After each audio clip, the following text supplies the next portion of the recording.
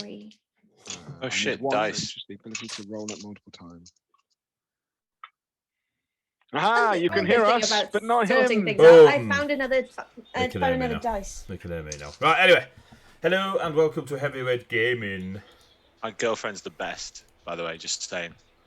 Oh, okay. I just said, I shit, oh shit, dice, and look what appeared. Oh, sponsored by your girlfriend. Nice, I like it. I needed. That's my own dice, like a peasant.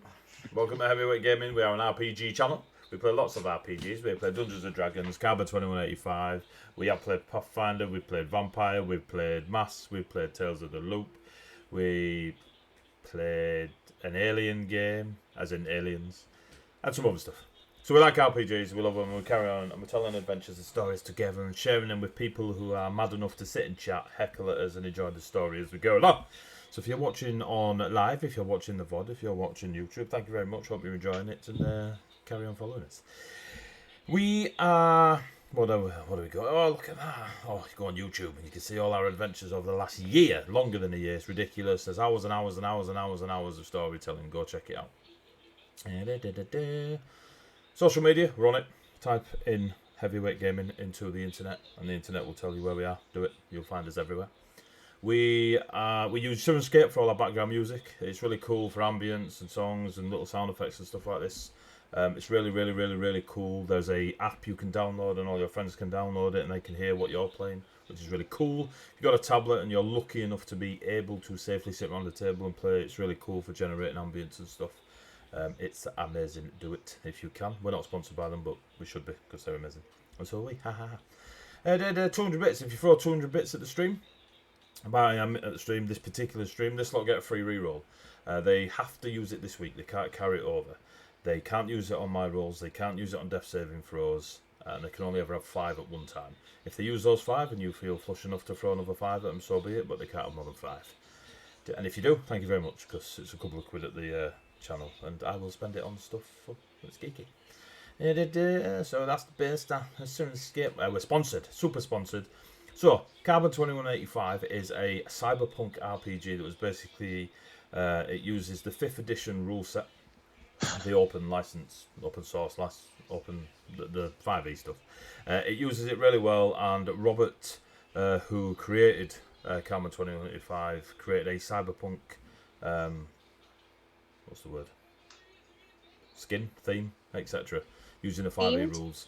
It's really, really cool. If you like your 5th edition stuff, it is cool. It's very cool. Go check them out. They've done a Kickstarter where they've revamped the rulebook and brought out so much more than they did a couple of years ago when they first dropped. We're lucky enough that they actually sponsor the channel / show.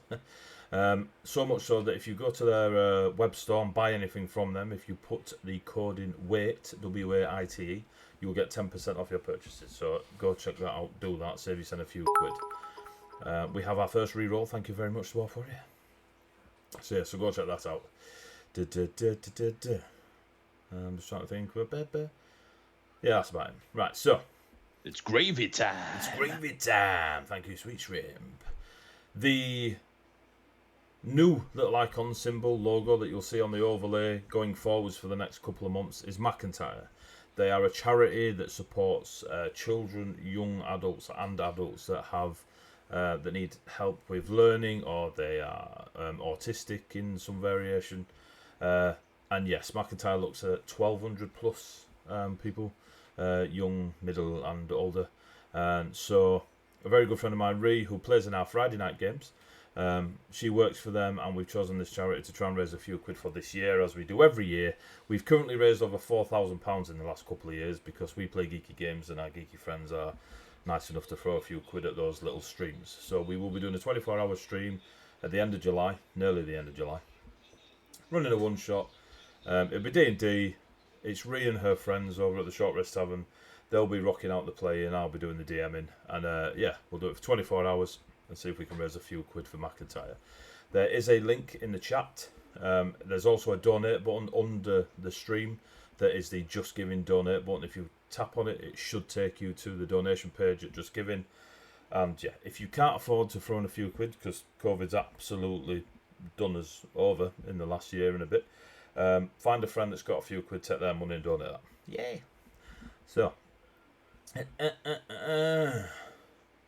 Coyote Grey is a unofficial sponsor of tonight. However, I use all his chibi tokens, which are available on Roll20. If you go to Roll20 and type in Coyote Grey, there's a link in chat. You'll go to their chibi token packs. Most of them are for fantasy games because he creates them for his own games and then sells them, and they're cool. But he's just started doing Cyberpunk stuff, and there is a Cyberpunk token pack available, which I bought instantly because I love them. Yeah, and you will maybe, possibly, likely tonight. Coming up, after all this time away from gathering together in a very safe and every tick box ticked for safety and corona keep away from me situations, the Games Expo, the UK Games Expo that is held at the NEC every single year, is finally happening. And it is happening on the weekend of July the 30th, 31st and 1st, I think. As you can see the link in chat again, check it out. If you want to get with a bunch of gamers and walk around the NEC, get yourselves on it and you'll get to see lots and lots of cool stuff. I won't start listing them because there's loads of people going to be there doing their thing, selling you stuff, showing you stuff, demonstrating stuff, just being fun and geeky. Go check them out. What is two bald and bearded blokes talking nerdy? Ah, yeah. So that's up and coming. Dwarf has a question about the live stream, the charity one. Any giveaways people can enter for this 24-hour stream? Yes, Dwarf Warrior. I will announce what they are over the coming week or so. As I just confirm, the people I've asked have said yes. I just need them to come back. Give away a B-Foxo cube every £100 we raise. I will not be giving away gravy. I refuse to give away gravy. If you want gravy, you go hunt it yourself. The two bald and bearded blokes, the Short Rest Tavern, have been nice enough to invite myself over to the end of the month. I'm going to have a lovely conversation with their Dungeon Master, Rob, aka Larry. And we are going to talk about DM stuff, basically. So if you want to join us on the Short Rest Tavern, exactly that, you can go find them on Twitch. Follow them. Look out for their little announcements. It's the same name on their social medias, like Twitter and such. Go find the Short Rest Tavern. And which is TSR Tavern. Yes. And you can, come and stare at two bald men with beards talking about Dungeon Mastery. And being incredibly elitist because we're better than the people with hair. There we go. There you go, that's the chat. Right. I think that's it. Anyone got anything else? Have I missed anything? Are we all good? Cool, let's do this. Right. Bam, bam, bam. Let's get some music going. Let's get some music on Sirenscape. Not sponsored by.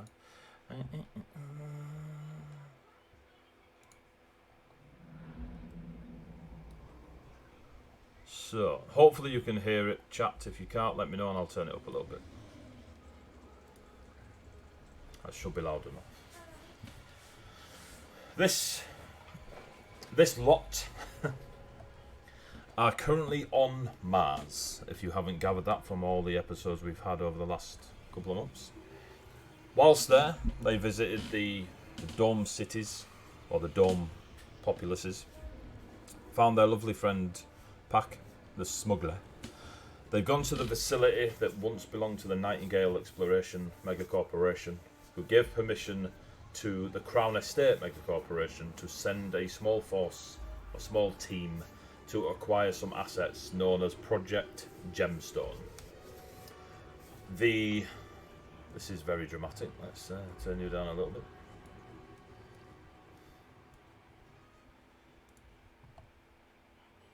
There we go. The facility is in the largest mountain on Mars, known as Olympus Mons. It is like 10 times bigger than Mount Everest. It's a very large place. You made your way there safely, without any interruptions or fights to near death, or the threats of running one another over. Within the facility, you have explored it and discovered it is not quite abandoned, but in a state of not to use anymore. You found lots of bodies that had had their nanites torn from them. You discovered what you believe to be an area that your old friend Chase may have been created, as he was a synth. And there were other synths of a similar physical stature as Chase. It did seem that they were being tapped of something like similar, maybe they're nanites, into something called euphoria. This facility, it seems, is very keen on discovering what the child known to you lot as Mason, but also known to the facility as Project Cain. They seem to have abilities with the nanites that are surpassing the norm, as it were, throughout most of the populace on Earth.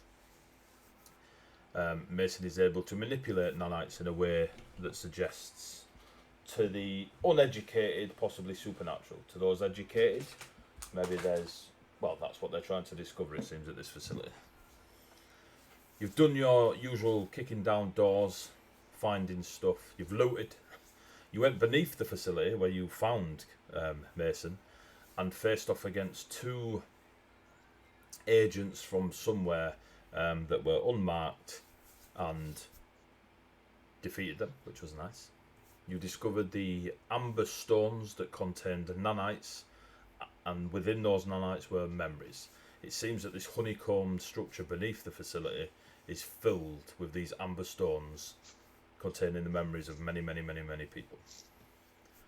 Philip experienced an encounter with something called Sapphire in a realm beyond the physical, it seemed, and more digital, where they were explained that they were from the facility.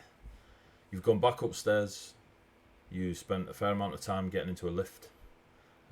Pac was really, really tenacious at getting into this lift. And I believe, unless I've fudged my notes, we left it where you were about to go up, were you not? We were, but Pac is still stuck in the Pac ceiling. is still stuck in the ceiling. I'm in the ceiling. So you found the other lift. Yep. Yeah. And then you tried to make your way back, yes? Yeah, and you said they went all squiggly and I couldn't find my way. As if it had changed. Yeah. So, you lot have managed to open the lift doors. And there's a lift with the old school shutter doors in front of you, that like a cage type elevator. Lifty. Yes, Samson.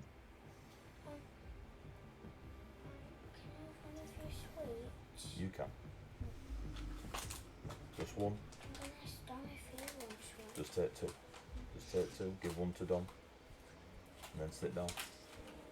Don't talk to me ever again. That's right, child. In the chat, Nathan Dwarf is asking about how you are donating to this 24-hour stream.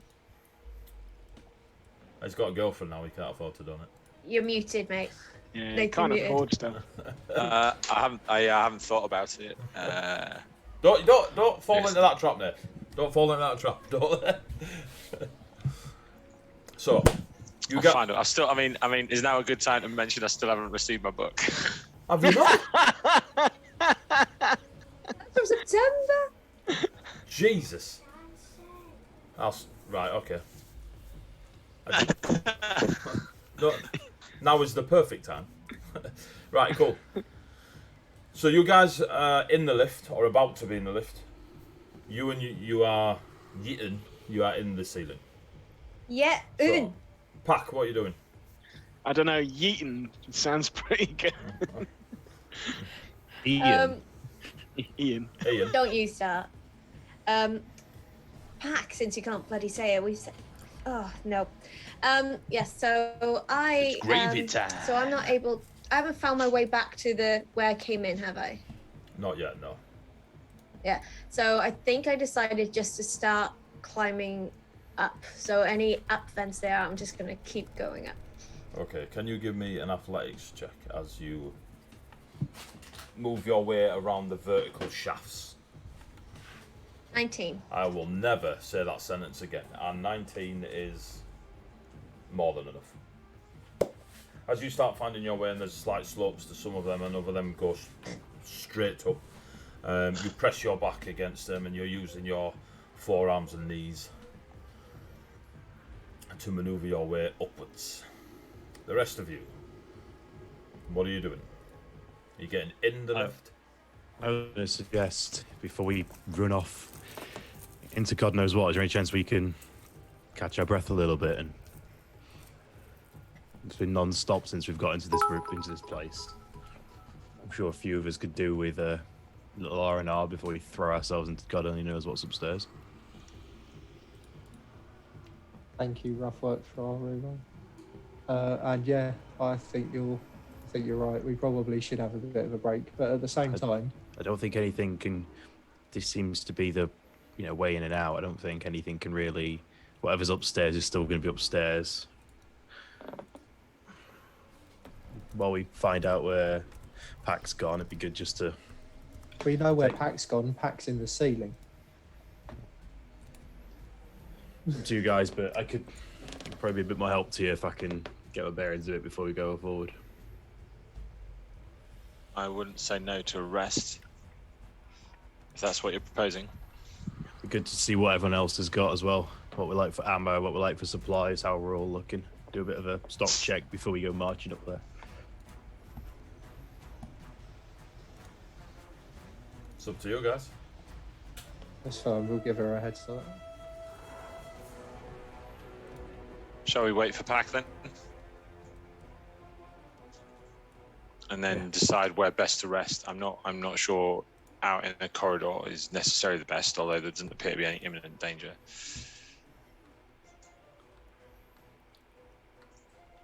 If I will begin taking a rest. I'll sit up against one of the walls and start checking kit, checking ammo counts, checking repacking stuff, reloading mags, all that sort of fun stuff over the next hour.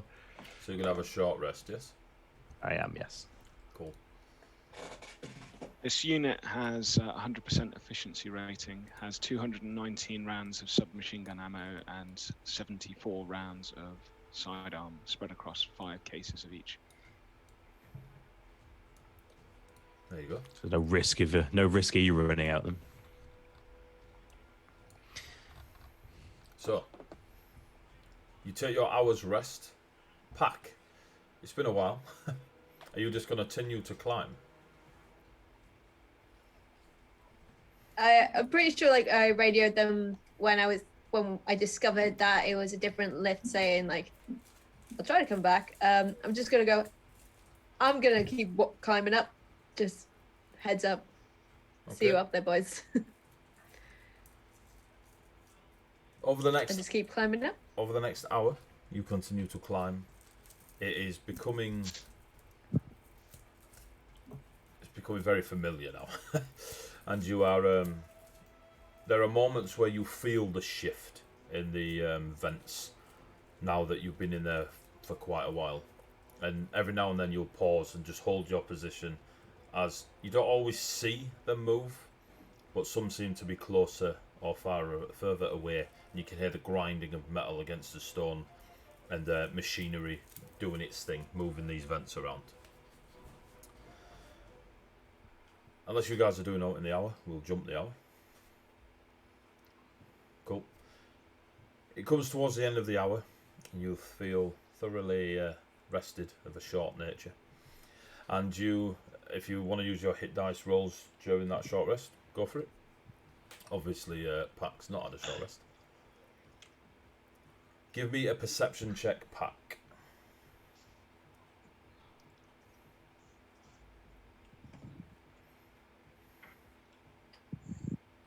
$19. Cool. You notice that as you're pretty confident you're still going vertical, at least maybe not in a straight line, but you're still quite ascending. You start seeing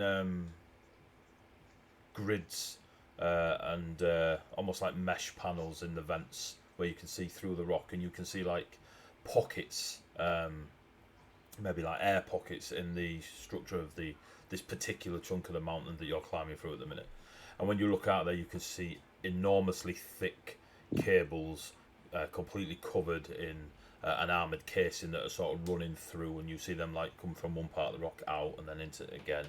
And as you keep moving, there are more of these grids in the these like mesh panels in the vent system, and you can see now that wherever you're climbing towards, there is a mass of cabling beneath whatever is above. They're not reachable. And the rookie that is Nif.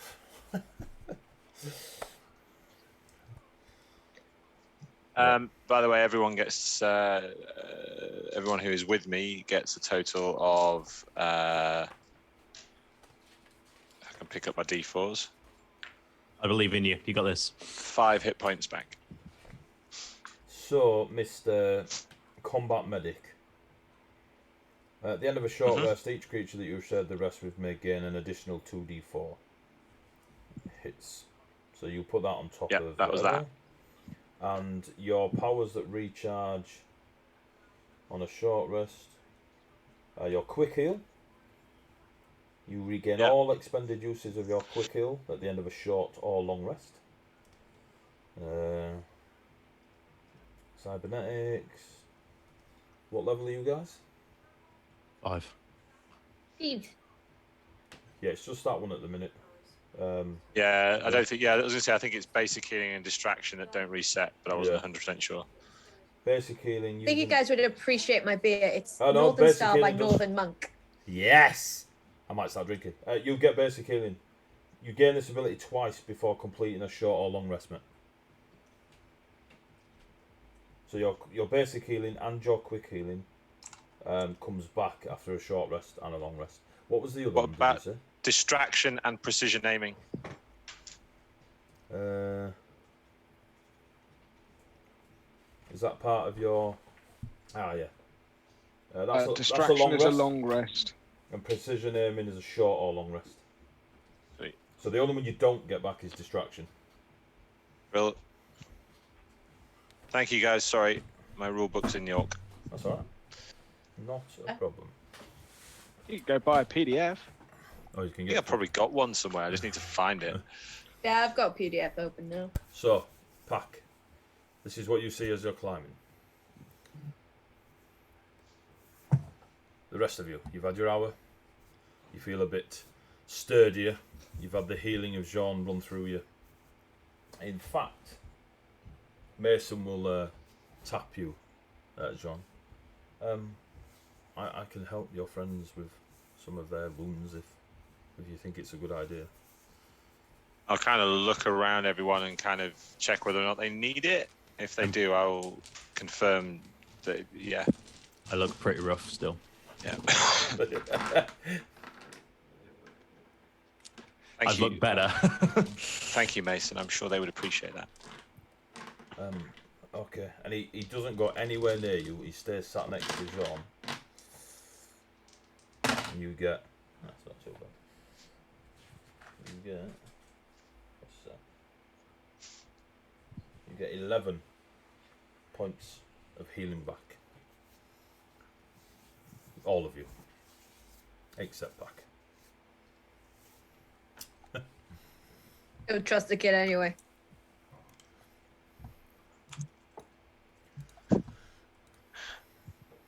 So, you've had your hour. Time has passed. What do you do?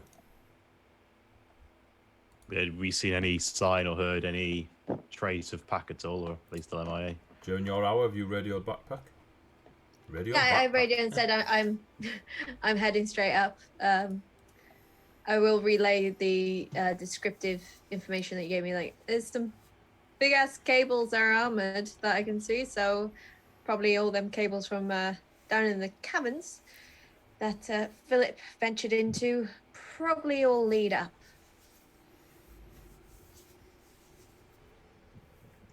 What do you think? I think we should meet them up there. I'm pretty happy to jump in this lift and see what's up there. Get to the bottom of this. Also, I'm only radioing 413X and Philip. Sean's not included in that. Can't radio me either, so. Yeah. So they'll have to choose if they're relaying the information to Larry and John. Well, 413X, bro. Seeing as 413Xs, I don't see the point in both of us telling them. Okay. I will. I suggest we proceed ahead. If Pack is off exploring elsewhere on her own, then let's hope she doesn't get into trouble. and we don't have a difficult decision to make. John says as straight faced as you can imagine. I'm so gonna kill you. Sorry.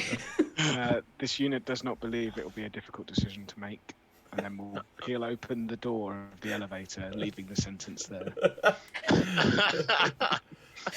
Math. When it comes to survival, it's all about math. So, you're in the lift. I'm assuming. Do all of you get into the lift? Yeah. The shutter doors go across. There is only one button on the panel. It's just got a. It's got a cross, but the middle section is halfway up. So it's less of a plus sign and more of a crucifix cross. That's the only button that seems to have. All the others are just not there. They're just not in this old mechanism. Mason is clung to you, Jean, and is shaking, but not aggressively. Just he's quite nervous. Nervous. Yeah. Okay. I'll sort of hold his arm reassuringly, but as in just on top, not in a too constraining sort of way.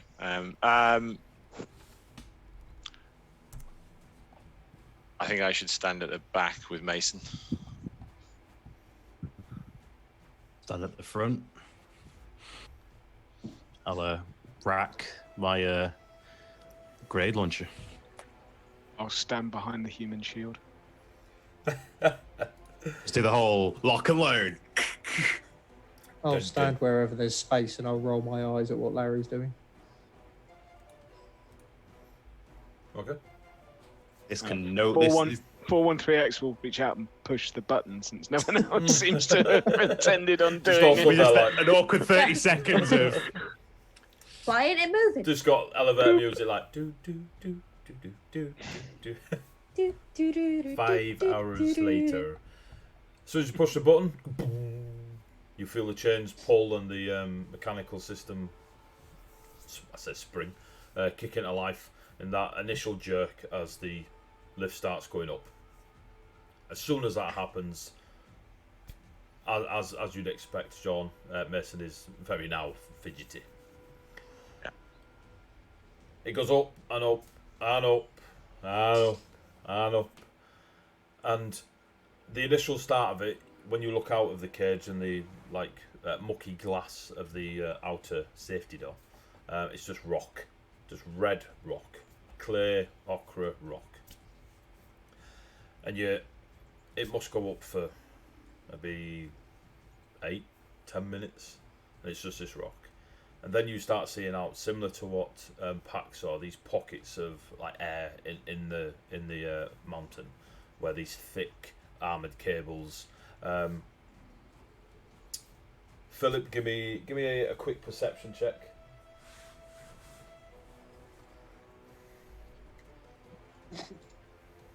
That one. Yeah. Cool. Yeah, there's some thick armored cables out there that you have to strain and be like, is that You see, I rolled it, and it was cocked between 14 and 20, so I just shook the tray a bit, and it landed on 1. That's fucking brilliant. Cool. Lift keeps going. More and more of these pockets within the mountain itself, or at least this particular part of it. You see more of these thick armored cables. What you all notice is they do have a different aesthetic to those that you found down below. Those down below, even though they were shielded, they were more delicate and seemed to feel a bit more wired with a bit of finesse. These are just thick, chunky, very wide cables. You're at the 13 minute mark now of this lift going up and up. Above you, you can start hearing it's fine. An additional sound to the. I muted. You did not Nope. mute. You told the internet exactly what your body was doing. You're welcome. The noisiness of the mechanics of the lift, dull, but they seem to be accompanied by another sound. a very loud whirring sound, as if huge fans were above you, doing what fans do. There is a slowing down of the lift. Mason is rock solid now, Jean, and is staring at the door. It slows, and in front of you, outside the shielded, the metal doors and the dirty window, you can see a pristine door that you'd expect on quite an expensive hotel. Nice and curved. It has a polished metal look to it, or at least on this side. There is no seam where the door would be open. You can only assume that, like on Earth, in places that got a few quid, it slides into a wall or to the ceiling or such. But it is the width of the doorway. Mason has gone just stoic and is staring forwards. I'll, it's okay, Mason. I'm here. I won't let anything happen to you. So is he. You're sure? And he's just staring at the door, nodding. I'll look at 413X. We're not alone. 413X to Yun. Hello. Military comms. How do? Aye, not bad. Sup? Send. We've reached the top of the elevator shaft, making entrance into the top floor now. And I'll gently give a nudge to the back of Larry. There was a moment a couple of minutes ago, Pac, that you heard something quite large and metallic go past you and up. You can assume it was the lift. Yeah, I think your tin can whooshed past me not too long ago, so shouldn't be too long from your floor, I think. Understood. We'll hold the landing area and see if we can find another lift shaft to prise open.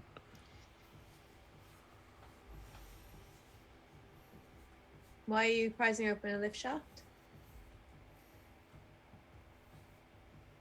Because you are in the other lift shaft. No, I'm not. I'm in the vents. Oh, I thought you were climbing up the lift shaft. No, she went No, back I'm in. climbing up the vents. Ah, right. Sorry. My bad. Easier to shimmy. I figured, but there might have been a ladder you were climbing. True, I also didn't want to risk getting twatted by a lift. It's safe to say that whatever's up there is going to be well aware this lift's coming up and is probably going to be expecting us to pour out. It might not be such a bad thing that Pac's hopefully going to find their own way in somehow. Stealthy, stealthy, sneaky, sneaky. So no TPK, you're saying? We Well, no, I it would will just take longer. survive at least. They're probably going to expect us to come in through the elevator if they hear it coming up. You know, it's one way in, one way out. If Mason says this was his elevator, and it's the main way up to this upper floor, then having somebody coming in from the back or from a vent somewhere might not be the worst idea we've had. Speaking of, exiting the elevator and holding a landing area, do you wanna do that thing that you're good at? Hoorah! Or does the door not open? I mean, it would be more dramatic if you kick it. Just What? Make an entrance. Like a sliding elevator. Don't just break my leg for knee down. I was like, yeah, you good luck kicking You're the not sliding bad. elevator. it's like It was a pull.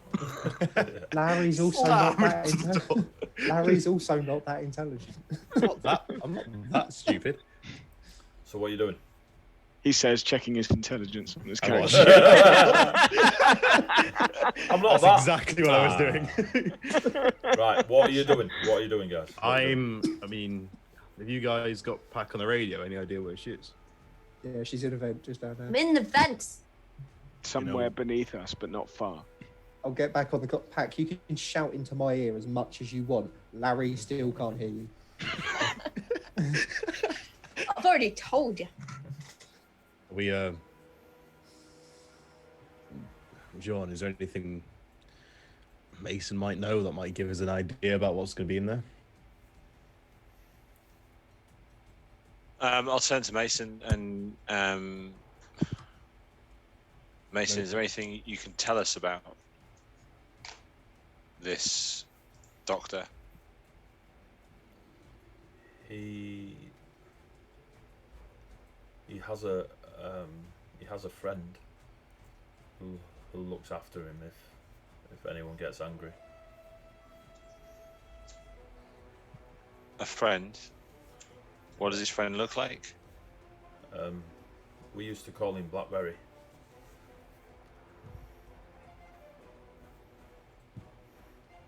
Why did you call him Blackberry? He's purple. Makes people go squish. Because Apple was already trademarked. So Blackberry. Have you seen what his friend is capable of? Fire. Fire. Guns. Like a match. Okay. I suggest we keep our distance from each other as we progress forward.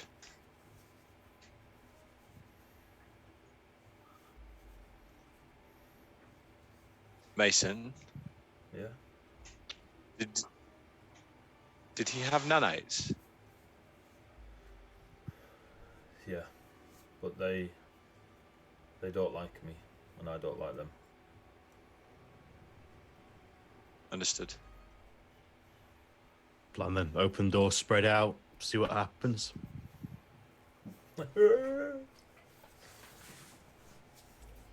Mason, when we go in there, stay behind me. Okay. Is there a button to open the door? It's the pull door that you close to the If bottom. you push that fucking button, Larry. Just go back down. 20 minutes later. It's the same I already mechanism. killed everyone. You've still got the two slidey doors in front of you. I'll open them. You open the first one. You pull the second one. As you slide it into place, you're still holding the handle when the thing goes and goes up. In front of you is a pristine looking, if you've all seen one before, data center. This place is super clean. The noise of the fans makes a lot of sense to those that work with computers. You can see vents on the floor, and that's where the cooling is coming through. Computers on the floor, vents on the floor, grills on the floor where the cool air is coming through. There are 12 banks of machines that are holding what you assume, especially for Larry, just lots and lots of computers. At the far end, straight in front of you, is it's funny, we were talking about this before. There's about 8 monitors all lit up with blue and green lighting. There seems to be text and pictures. I mean, the length of the... 2 seconds. Why are you not doing that? Because I'm pressing the wrong thing. From where you're standing, the computer's straight in front of you is 70 feet away. It's a massive, like, step up. There's a chair that seems to be hovering on nothing. All these monitors in front and this huge desk. Again, it all looks super pristine and clean. There doesn't seem to be any mess, even though of where you are. Sat in the chair is a humanoid ship. The chair turns and they stand. They have on their right arm is missing from the middle of the bicep down, but out where the end of that that stump would be, there is lots and lots of, even well at this distance, it just looks like an absolute clump of metalwork and needles. For Jean, it looks like medical tools of a sort, like surgical tools that would be put there, and they've got that same sort of not silhouette, but that same shape that you've seen on machinery and stuff in the hospitals and the med camps and stuff that you've worked in. On his head, you can't work out if it's a helmet or part of his head. There's a strange, like, almost cap that goes the entire round, like a swimmer's cap all the way around. It's quite nowhere near as menacing as what Mason maybe have pointed out. And there are small studs of metal and a bit of cabling coming out. There is some sort of visory implement that is currently up on their forehead. They're wearing a long medical jacket, and just beneath the medical jacket, it's open. Again, it's hard to tell at this distance if it's their flesh or if it's clothing they're wearing, but there is metallic material definitely beneath that jacket. Whether it's part of them or they're wearing it or what, you're unsure. What you can see above, so you're standing looking down the room, the top right hand corner, above these 12, well, there's 6 banks on your right and 6 banks of computers on your left. The ones on your right, just above them at the back, you can see must be 15, 20 feet tall, a mech suit. The paint job of the mech suit is purple. And there is a green glass, a very large green glass, that if the person sat within the mech was sat in there, you'd be able to see them whole, not just their head or anything like this. It seems to be sat on its haunches, like the legs are sort of down, and it's in a readied state. You hear something metallic rolling around on the floor, but you don't see anything just yet. Now, let me just 2 seconds. If you all go to roll 20. Well, fuck.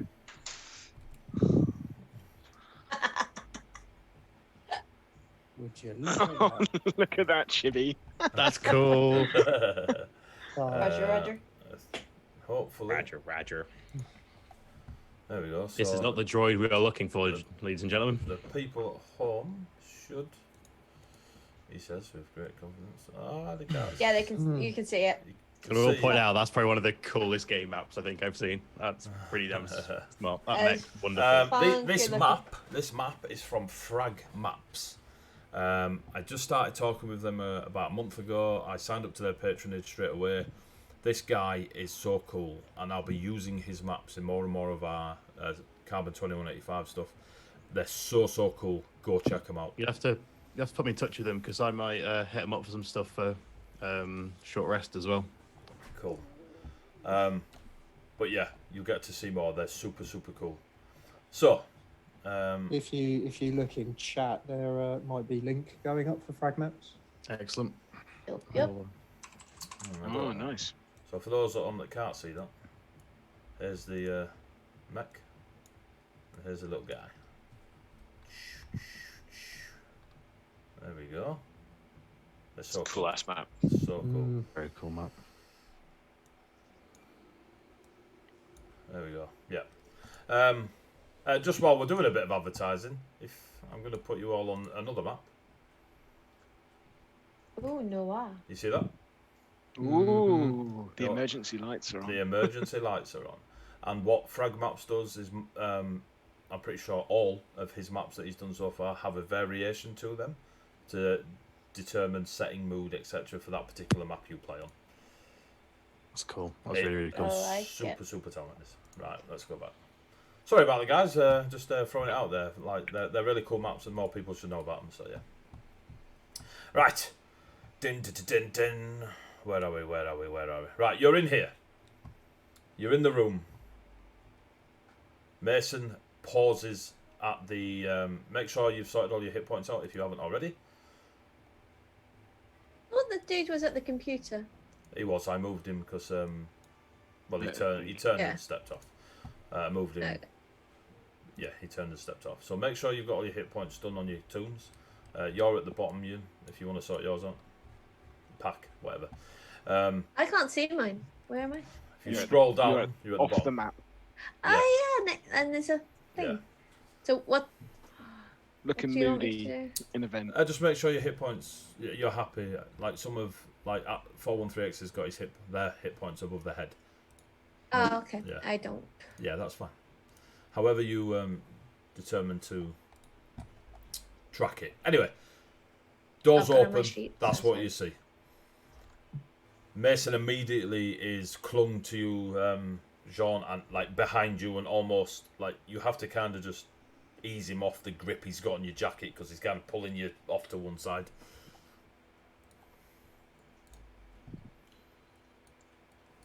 What do you all do? Obviously, you're not stood where you are on the map until you move out of the elevator.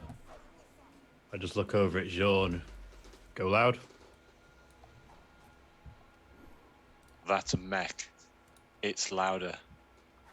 How about we try and have a chat first and see where we go from here? I'd like to move behind the two server stacks and move like in between the two of them. Okay, so move your chibi.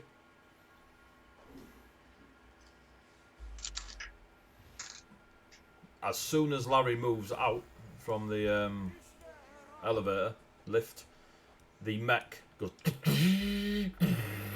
and stands up. And on this arm, you hear and you can see the starter light of a very large flamethrower.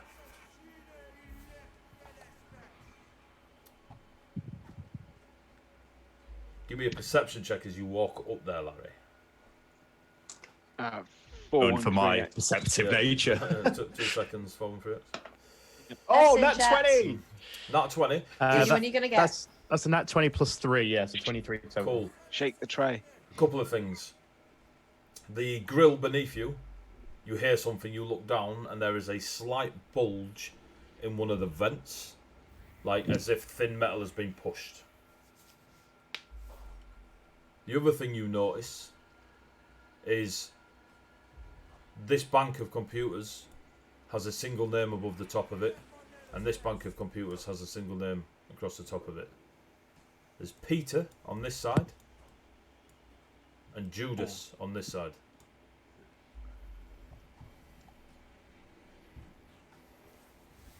Okay.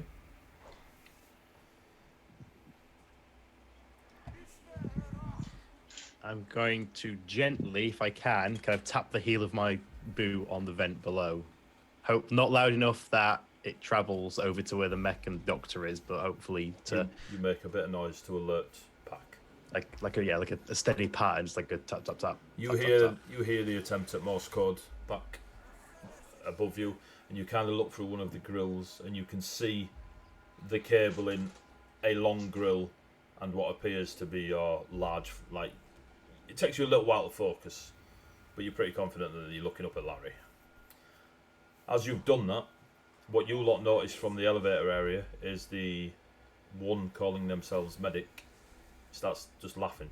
Not loudly, like, ha ha ha, none of this. Ha ha ha, you've fallen into my plan.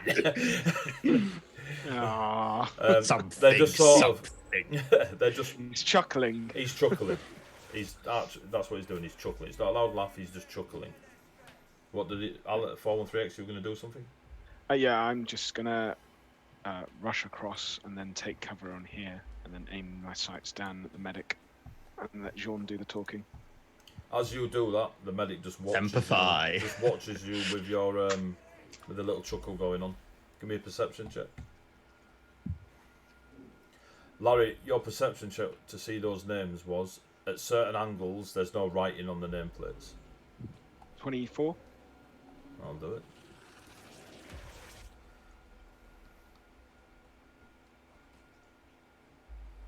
On the two banks next to you, again, you sort of, as you first come round there to take point, you see no names, lettering or anything on the name of the banks, but as you sort of just turn and adjust, it's almost like that, those old school hologram like pictures. The one on the left is Bartholomew, and the one on the right is Andrew. And the medic is just looking at you with a little chuckle. How high are these server cabinets off the floor? Are they like like 6 foot, 7 foot racks. Yeah, they're 7 feet. John will just ask Cain to. It's okay, Cain. Just stay here. John needs to go do some talking now. John And is then- also talking about himself in the third person. Oh, wanky. And John will stroll forward till he is. He'll casually have the combat shotgun sort of draped over his arm in a non-threatening way. Okay. Cliff will walk side by side with John all the way up. Take it, Cain doesn't listen to me then. Nope. Okay, cool. Fear right now is making the decisions for for Mason. Yeah. You must be the one they call medic. His chuckles stop. And he goes and sits back down at his computer and just starts tapping on the keyboard. Give me a perception check. Who in particular? Jean. Jean.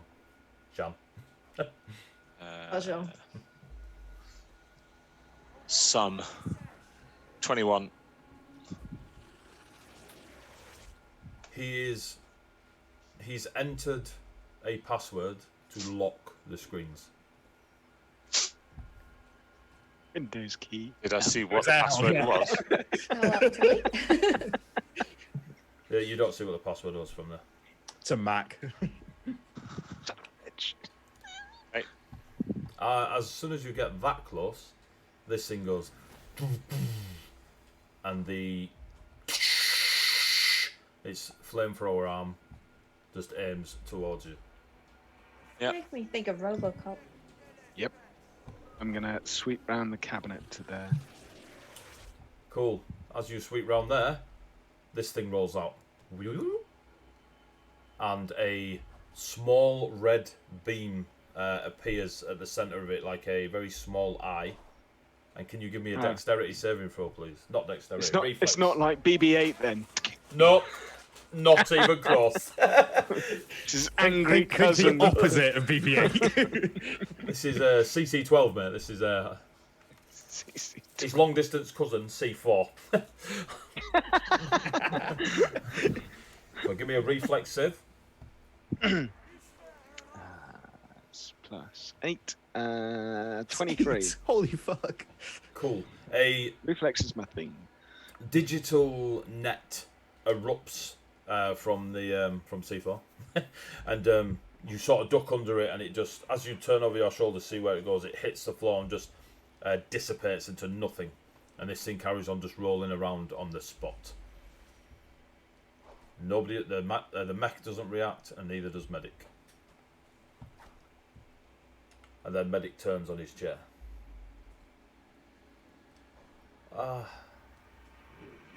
Cain. Welcome back.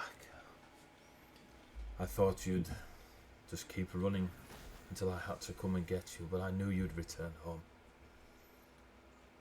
This isn't his home, and he wasn't the one talking to you. And who are you? I'm here representing Crown. Not the crown. There is only one crown, and Mason shall wear it. You give me an insight, a sense motive. Goddamn RPGs. I know, right? I do this all the time, man. 18.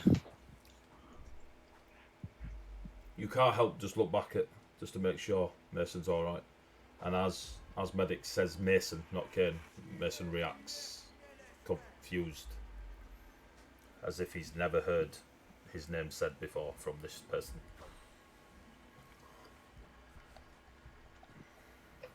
Okay.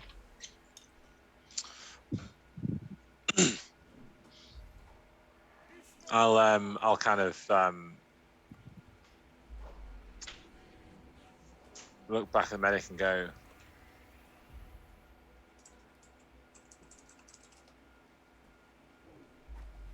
Who do you work for? And he nods, like in your direction. I work. At me or at Cain? It's in your direction, but you feel he's nodding at Cain.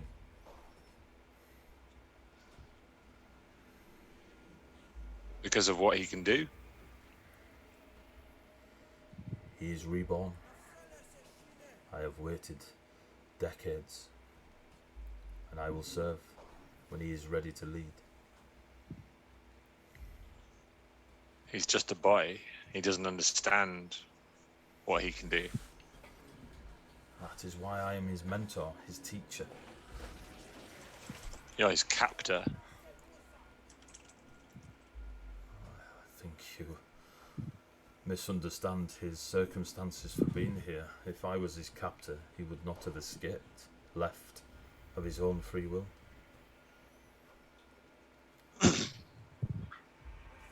Other people were after him. They are insignificant in the future that Cain will bring us. That's not his name. He has answered to it many times. Those who hope in Mason will renew their strength. They will soar on wings like eagles.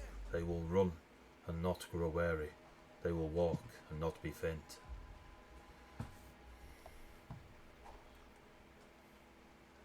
And then Mason, when he says that, says to you, you think it's to you, so do not fear, for I am with you. Do not be dismayed, for I am your... And then he struggles. I will strengthen you and help you. I will uphold you with my righteous right hand. And then he sort of shakes his head.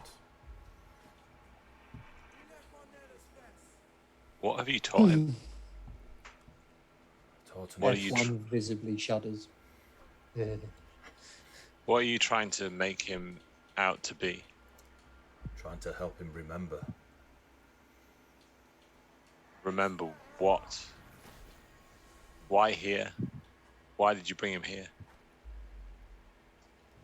Quiet. It's not quiet here. And it, Not in the caves with the gems. the gems. A breakthrough. A side project that turned into something as miraculous as Cain. Sapphires, rubies, precious stones with no meaning until somebody long ago said they were precious. They will walk beside Cain.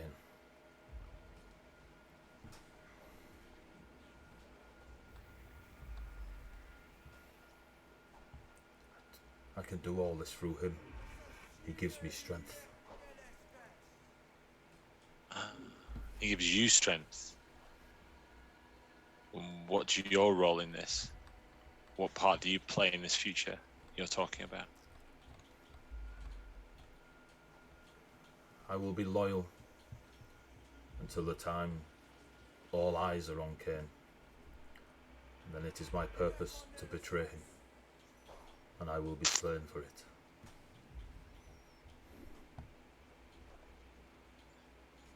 And then Cain says, or Mason,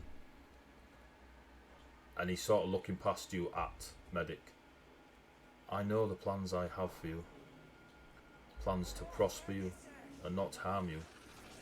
Plans to give you hope and a future. Medic just smiles. And as he smiles, you can see that his teeth are augmented in some way. They have a strange like white gold sheen to them.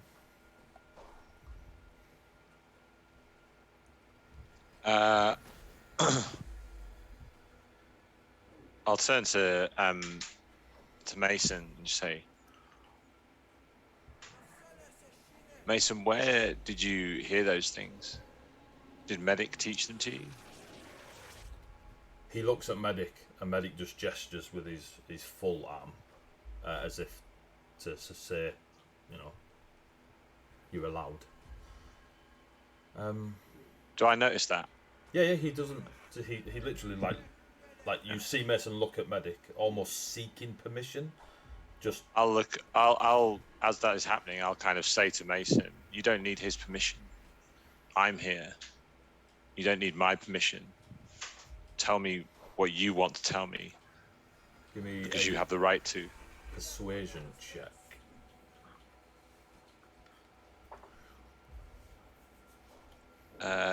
24, I think. Let me just double check that.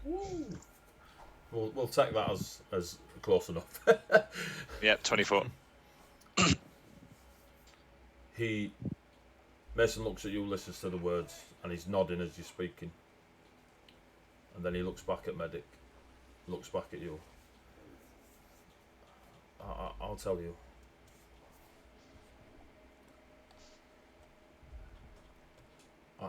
I heard them from my nanites. They sometimes share with me stories from like places where there's no machines or anything, that like there's just lots and lots and lots of like sand and clay houses, and people are singing and dancing and drinking like red liquid, and they all get together and they go in the water together, and sometimes there's this one man, and he holds people while he puts their head underwater. It looks so much fun. But I've never seen anywhere like that, but my nanites have. Did they look human? Yeah, they don't look like they don't, and he's kind of like looking around as if to find an example. Do I recognise any of the symbology of the words that I'm hearing? I'm conscious that we are sufficiently far divorced from the 20th century that Indeed. I may not. Indeed. Give me a history check. You're a learned individual. It's kind of part of your role to be intelligent. 13.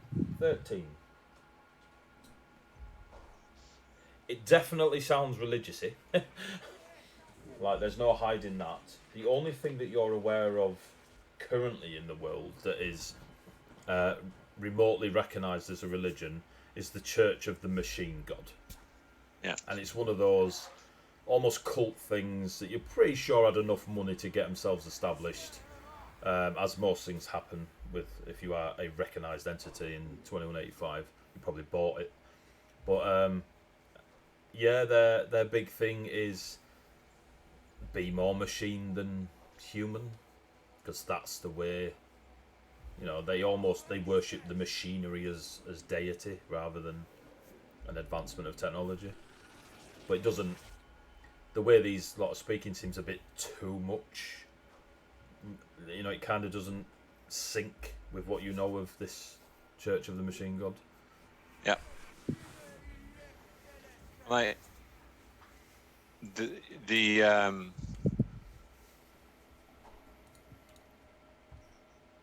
way that Medic talks to you, Mason, sounds almost like religious zealotry.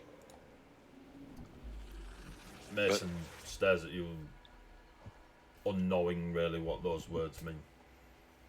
Yeah, it's he thinks that you represent something of meaning to his beliefs. He thinks because of what your nanites have shown you, that you can bring life to his beliefs.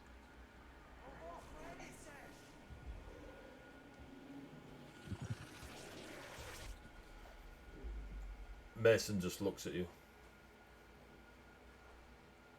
Be on your guard. Stand firm in the faith. Be courageous. be strong. But he's not, when he says that, he's not in his... You got the feeling that he was reacting to what Medic was saying before. This is his own... It seems to be his own... is it volition? Yeah. And then he walks and stands in front of you. No, he don't, because roll 20.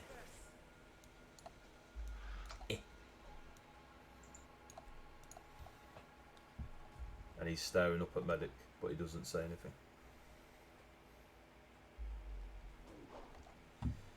Medic's just stood in front of his chair. So, what now? He's just looking at you all.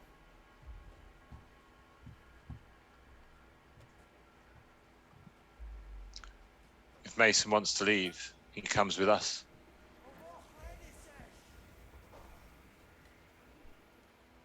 I will not stop where Cain goes. I never have. Give me a sense motive.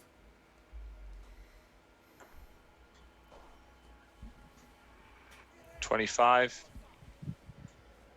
Whether you believe it or not, Medic believes his words that he speaks. Okay.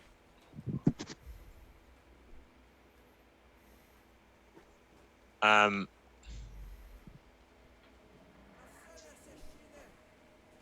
the project, sorry, just a quick check. It was Project Gemstone, wasn't it? That The other one, yeah. Yeah. All right.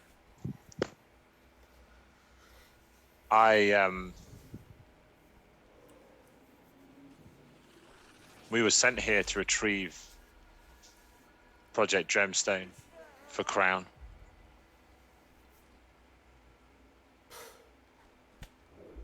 Weapons, swords, agents that can be used to kill, retrieve, infiltrate. I care not for these things.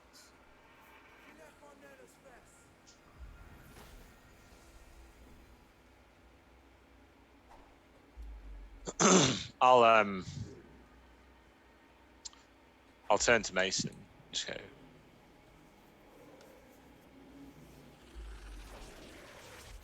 Mason, you have the ability to help a great many people. But your father misses you. There's a reaction in Mason at the word father.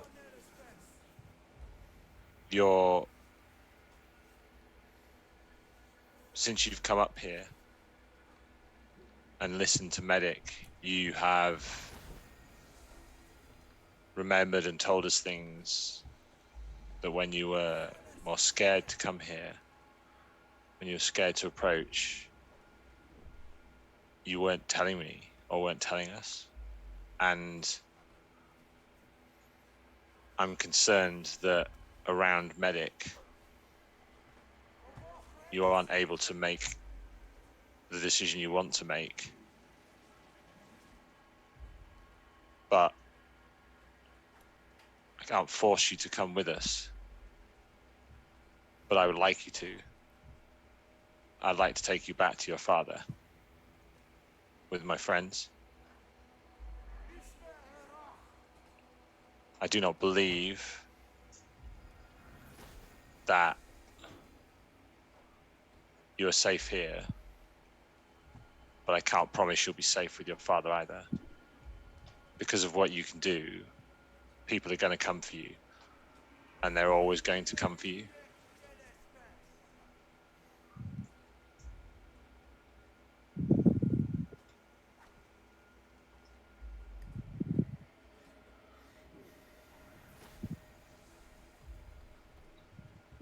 He's sort of staring at the ground for a little bit, and there is quite an obvious conflict within this young boy. He looks back at Medic. They both shift, like stance-wise, not to a different realm. You being this close to Mason, knowing what he can do, your experiences thus far, there's somewhat nagging at you that he's not in a bad way. Just you kind of, all right, like they're still communicating even though we can't hear it.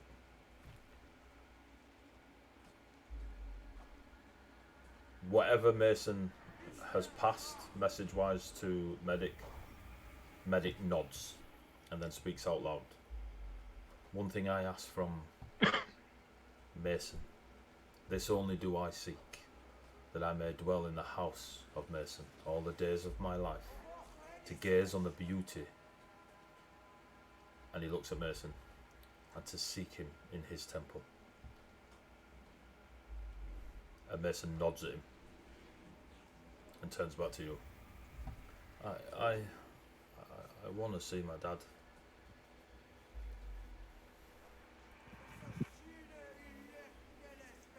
I don't.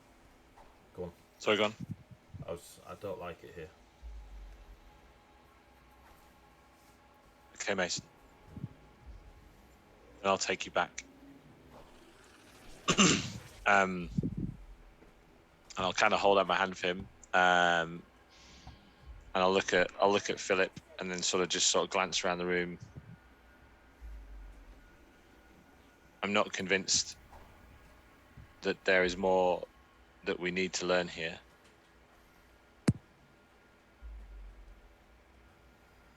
But I need to take this boy back to his father.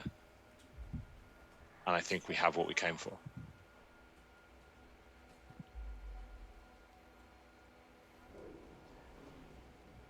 Yeah, that's fair. I do have a couple of questions, Medic, if that's all right.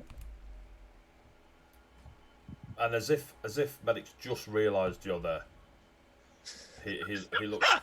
Holy shit! Where the Did you get here? fuck did you come from?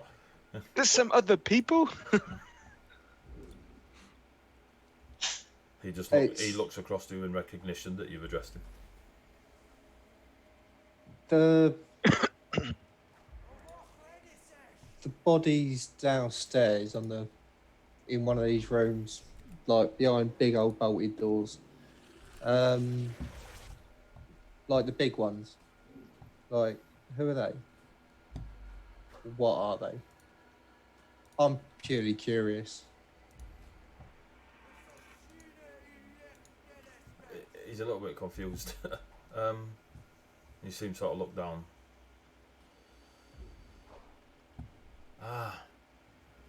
A friend loves at all times, but a sibling is born for a time of adversity. And they will chase forever.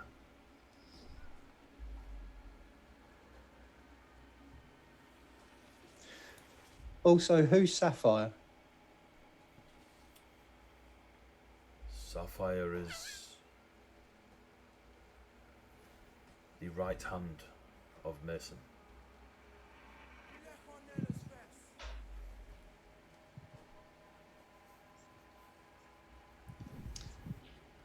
Okay, and just one more question, right? Why 8 monitors? Like, I understand the 4 horizontal ones and the 2 vertical ones, but the 2 diagonal ones are just weird. You wouldn't understand. You're not that type of hacker. Yes. Yes. I would pay good money for a T-shirt with "not that kind of hacker" on it. Merch. I would have gone with Y8 monitors on the t-shirt brand. Fair enough. I met a Chase once. Crown Estate took him away. Anyway. John, are we leaving? Has Mason taken my hand, AD? Mason takes your hand. Cool. I will.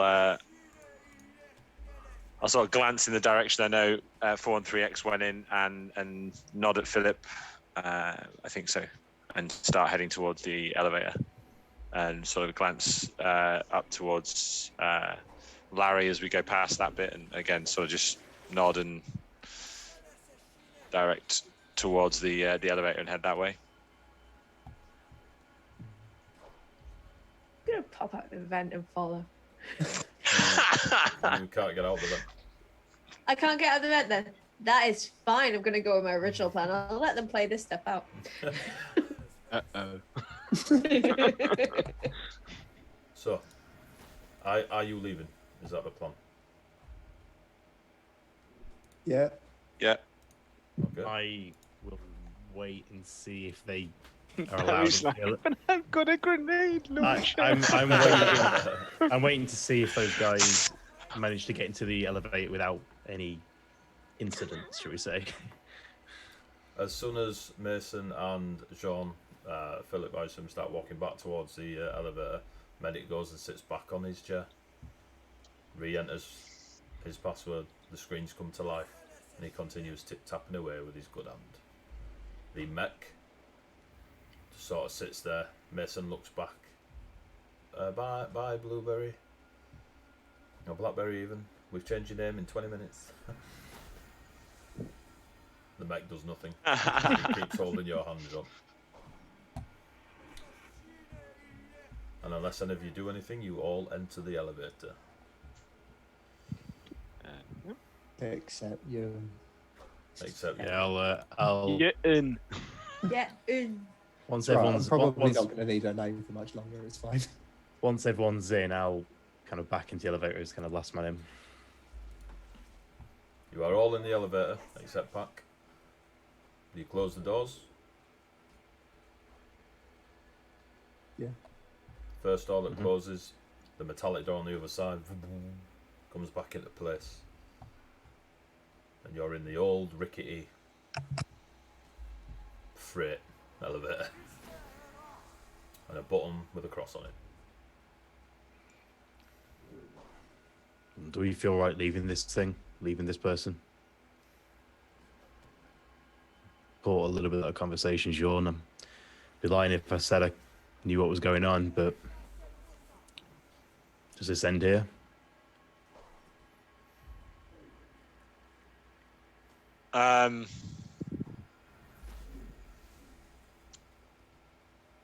Given where we are at, that sounds like a problem for another day.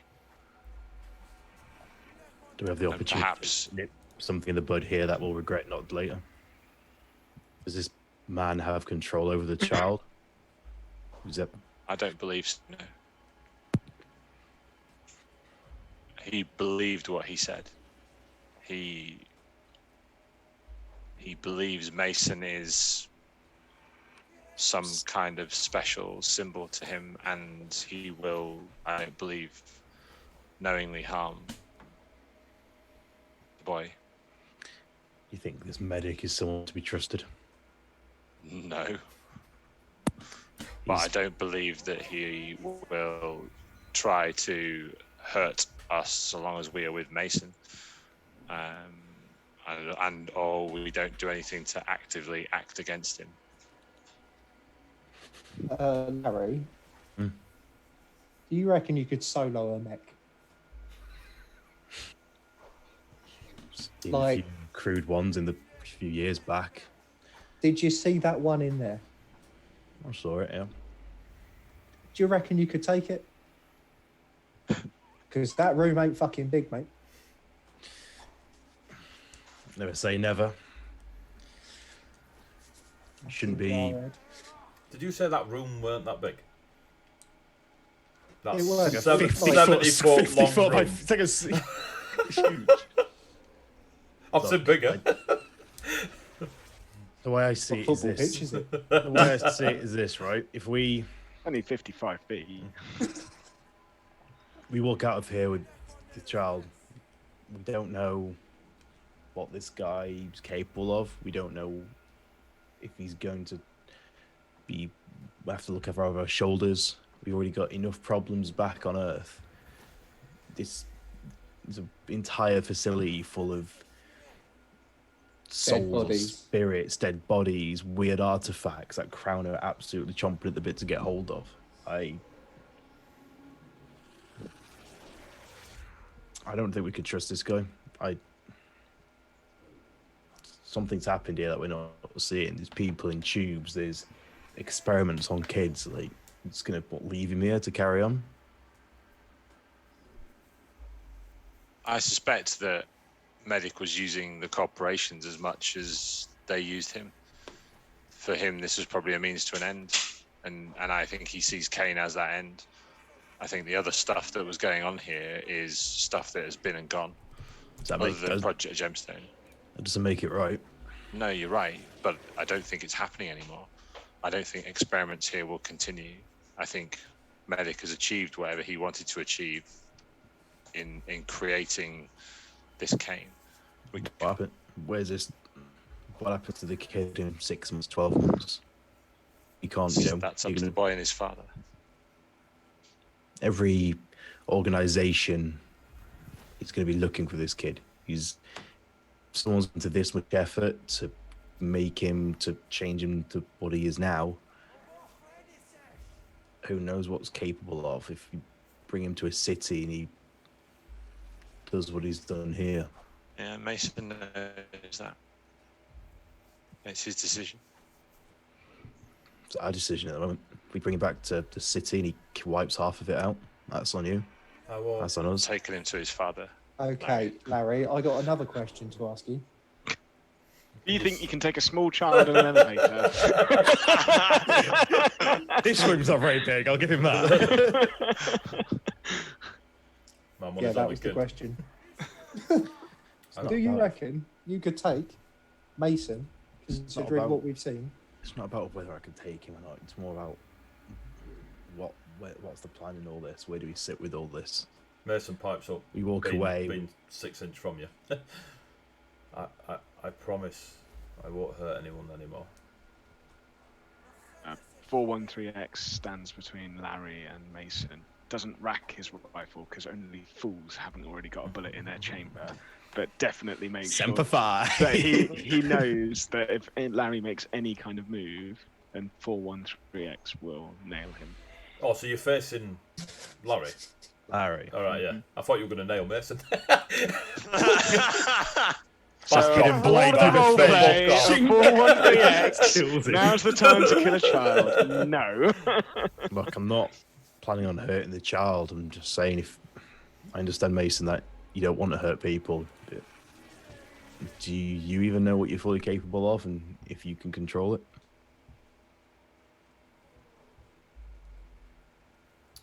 I'm not saying you want to hurt people. I'm saying people might get hurt by accident. He just looks at you and says, "Be on your guard. Stand firm in the faith. Be courageous. Be strong. But above all, Larry, do everything in love." I throw up in my mouth.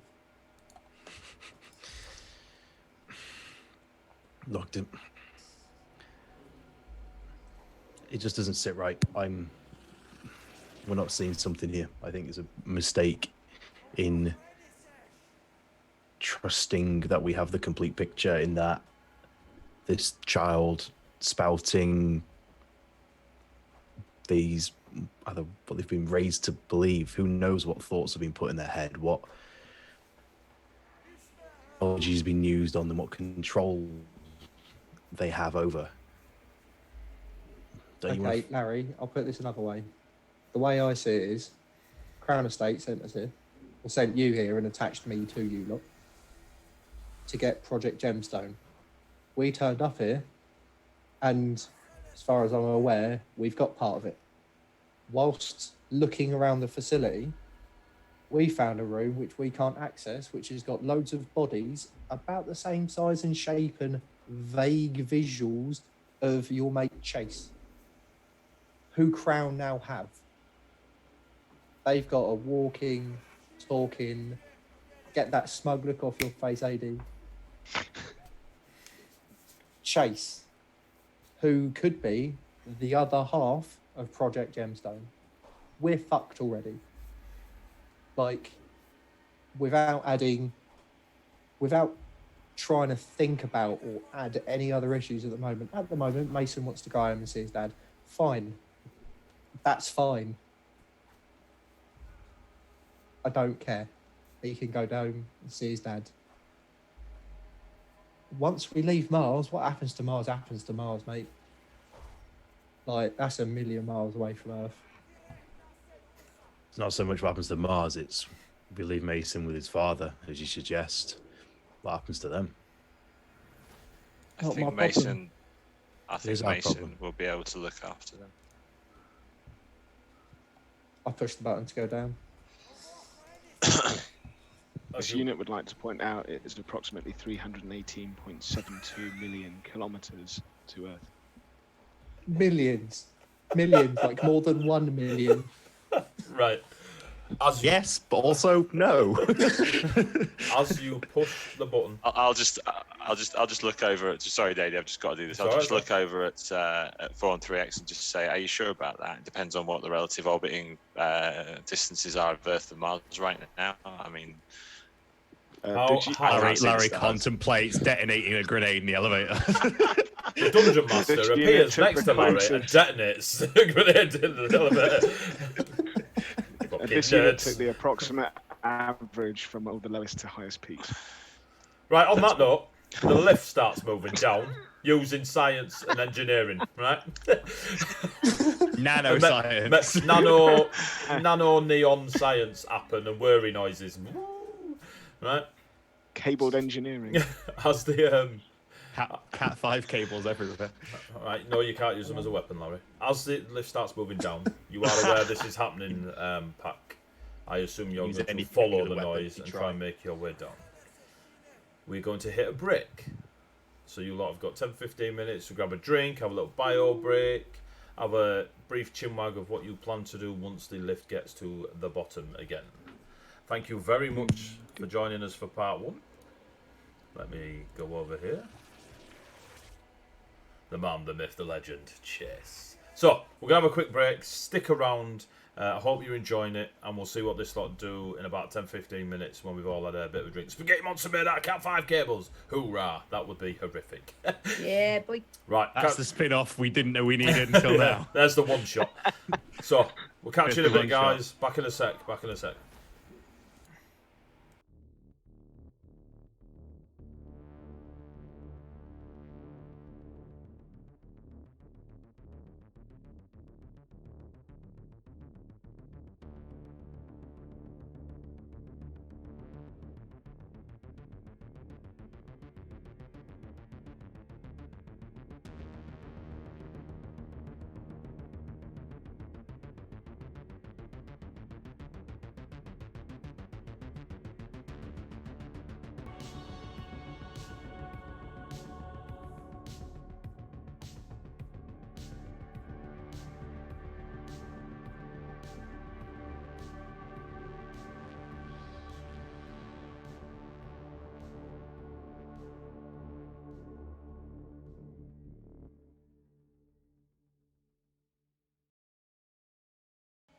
Boom.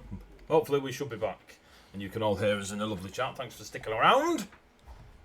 Just before the break, this lot had gone up the elevator in their Olympus Mons facility. They'd spoken with Medic and made the choice to walk away to fight another day, possibly, maybe. You are currently in the elevator that will take you just short of 20 minutes to get to the bottom. Pack. You hear the elevator moving away. 1 second, I'm just checking if the stream is on and it's still saying having a break. Yeah, there's a delay of like 20 seconds. Ah, there it is. Okay. The delay was longer than I'm used to. Yeah, so I'm still in the vents underneath. I want to have a look at the vents. Is there a way to open it? The grills in the floor. Give me Yeah. a perception check. That is 18. They look like you can just push them up. Okay, cool. Right. So we're gonna need the roll 7 map, the roll 20 map. Well, we'll see what you do next first. Okay, cool. So I'm gonna scoot to the vent closest to the mech. Okay. Okay. I'm going to lay an EMP, Okay. and then I'm going to scoot to this one over here. So the middle on the bottom side vent. Okay. And try and push up and get out. Do you do anything else before you push up the vent? So I've laid the EMP ready to go off. I've moved and I'm ready to push up the vent as the EMP goes off. So you're not doing anything else, no? No. Cool. Give me a mind save as you push the vent up and set off the trap. I was going to say there's a 4-letter word. A mind save. Yeah. Yep. You may need a reroll. Well, I've got 21. 2 seconds.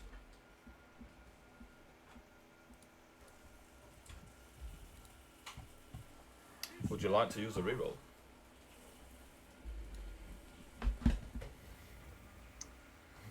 No, because the best I can do is 22. So you're not using a reroll? No. Cool.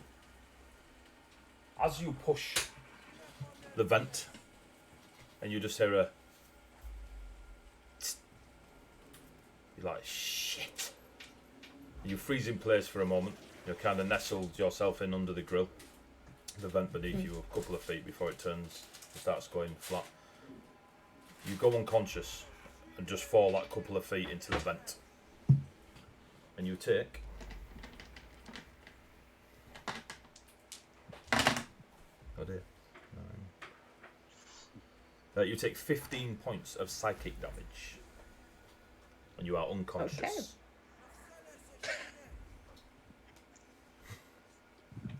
I gave you the opportunity. The max I could get was 22.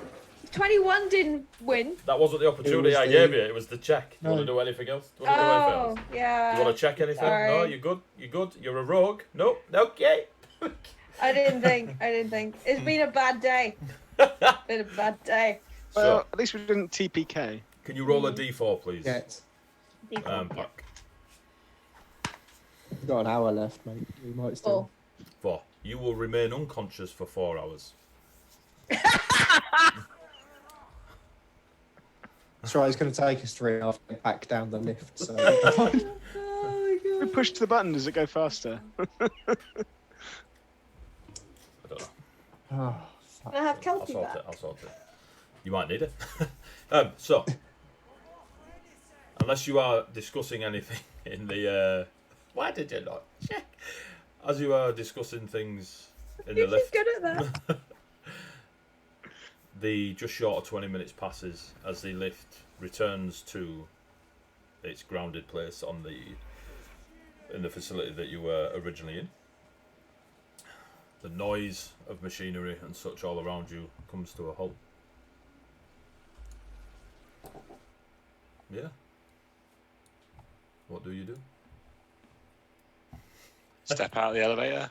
You pull the doors across and you step out the elevator. The quiet din of the abandoned facility before you. It's abandoned. About. We'll say I'll look I over. got more at, maps, motherfucker. I'll look over at 413X. Any word from Ewan? 413X, the unit known as Ewan. Sleep. What? I was trying to do the sleepy noise. I gave up on today. Just leave me with my bourbon. Just leave me alone. No, there is no response from Pack. There's no response from that unit.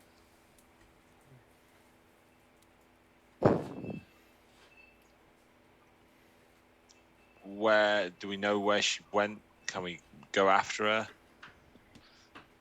Last time I opened that room upstairs, it looked like someone was in the vents underneath. Tapped on the thing to see. I don't know. I expected it to be radioing you guys.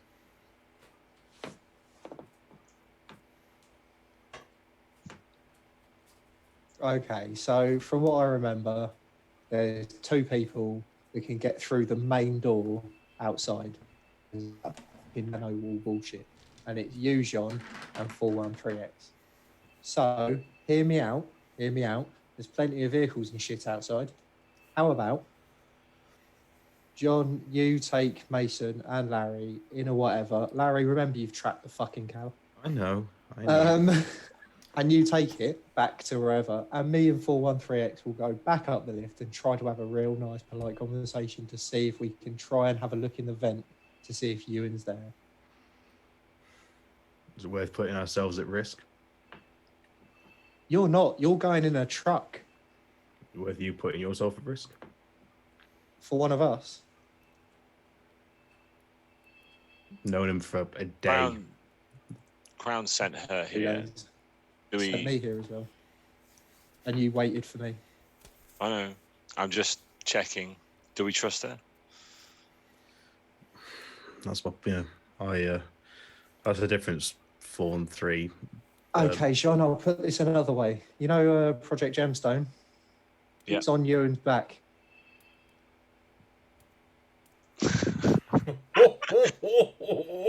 So how about you Good take point, Larry well and made. Mason out the front door into the truck and me and 413X and go back up the lift. Look. Can we not? Would it not be easier to go after her the way she went? You think any of us will be able to climb up there like she did? I look at 413X and go, yes. From the communication this unit had with Unit Yutton, the complex maze and the ability of the shafts to move means that it would be nigh on impossible for this unit to find her.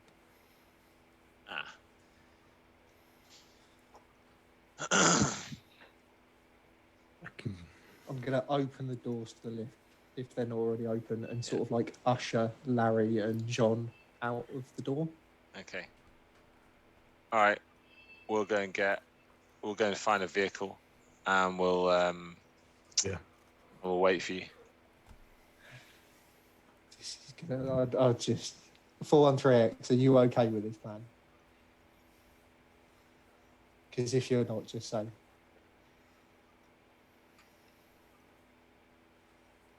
I'll shut the door. He's not answering me. I'll push the button. So who's still in the lift? Philip. Me and 413X. Cool. The good ones. The ones with like 0 charisma. I volunteer as tribute. Sacrifice. Somehow, Sacrifice. have I got a better Christmas score than you two? That's fucking hilarious if I do. -1. Yeah, same. -1. And yes. Wow. All right, I'm gonna I'll head off with Jean. Okay, I'm so gonna unscrew my silence.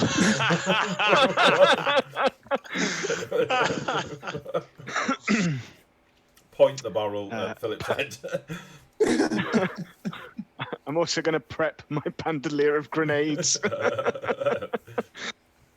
So, Jean and Larry and Mason, you are heading back through the facility, down the enormous, like hangar runway type place, and then out into the big wide world. To, what are you planning on heading over to the small? I'll head back to the car that we left on the way in and disarm the EMP grenade in it and see if it still runs.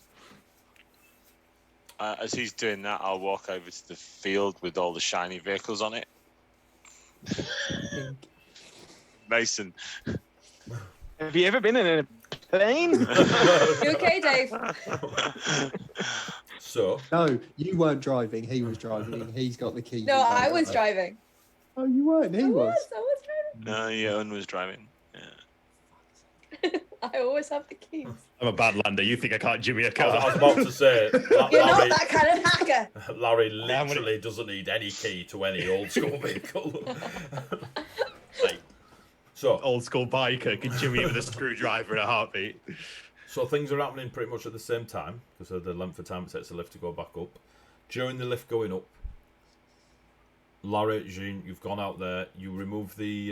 Give me a dexterity check, Larry.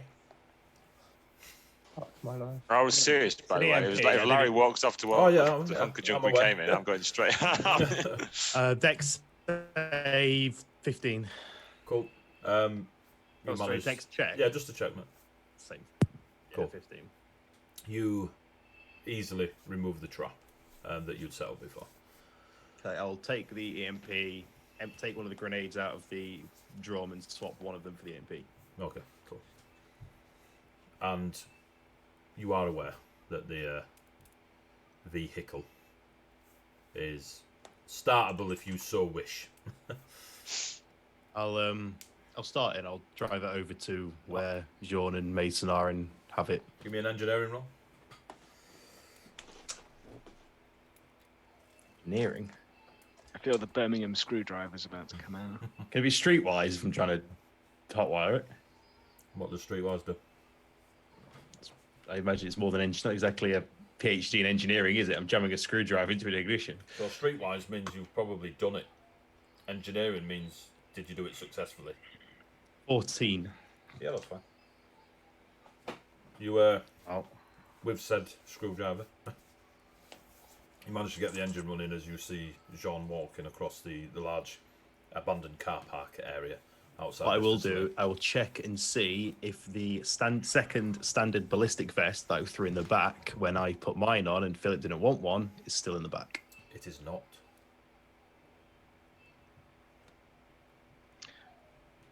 I will check and make sure there is no one else in the back of the truck, but in the back seat, in the Sat there footwell, with a loading shotgun. piano wires on the way around. Underneath I'll- this seat. Yeah, I'll just do a quick once over on the car just to see if there's anything else missing and if I can see any signs of. Give me an anyone. investigation check.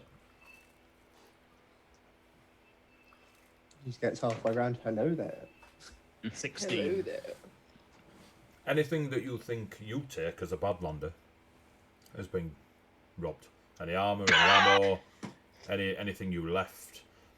But they left the The wheels. only thing I'm aware I left was It's not on cinder blocks.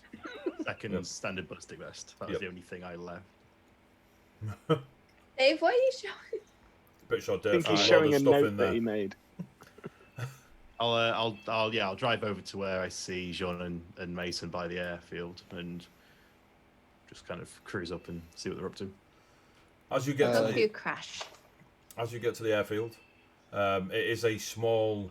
The building itself is a small variation of a hangar that you've seen on Earth, and similar to that of the Crown Estate one that you damaged. But it is a lot smaller to the point where the vehicles here, you could probably get a couple of the cars in them, but the helicopter and jet that are there would not fit in this hangar. It is a bit of a glorified garage, but there is desks and such beyond. It looks like it's open, but you're pretty confident, knowing what you do with the world of space and such, that there is some sort of technology allowing you to breathe past, or that's something that you can't see, whether it be a nano or neon field. But there's definitely and there is a hum of noise, so there's that tells you there is power to this hangar. The chopper in front of you is of a transport design, not military. You've only ever seen one of them before, and that was about 10 years ago, and it was a prototype and currently in design, and it was for short off-world travel, not for cruising across the stars. So if you had a larger vessel waiting in orbit, these helicopters dual as a helicopter and a craft that can get you to said for it. The jet itself is similar to the fighter jets that you were on before. 2 people can sit within it, and as long as there's fuel for it, you can travel through space in it, depending on how far you wish to go. But it can get you a fair old distance. From the looks of it, it's a escort fighter jet, so usually has some advantages when it's close to the ship it is guarding. No signs of anything bigger then.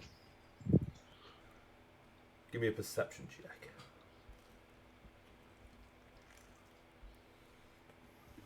Uh, 17. Behind the hangar, the red sand, sort of orangey, yellowy floor of Mars. There's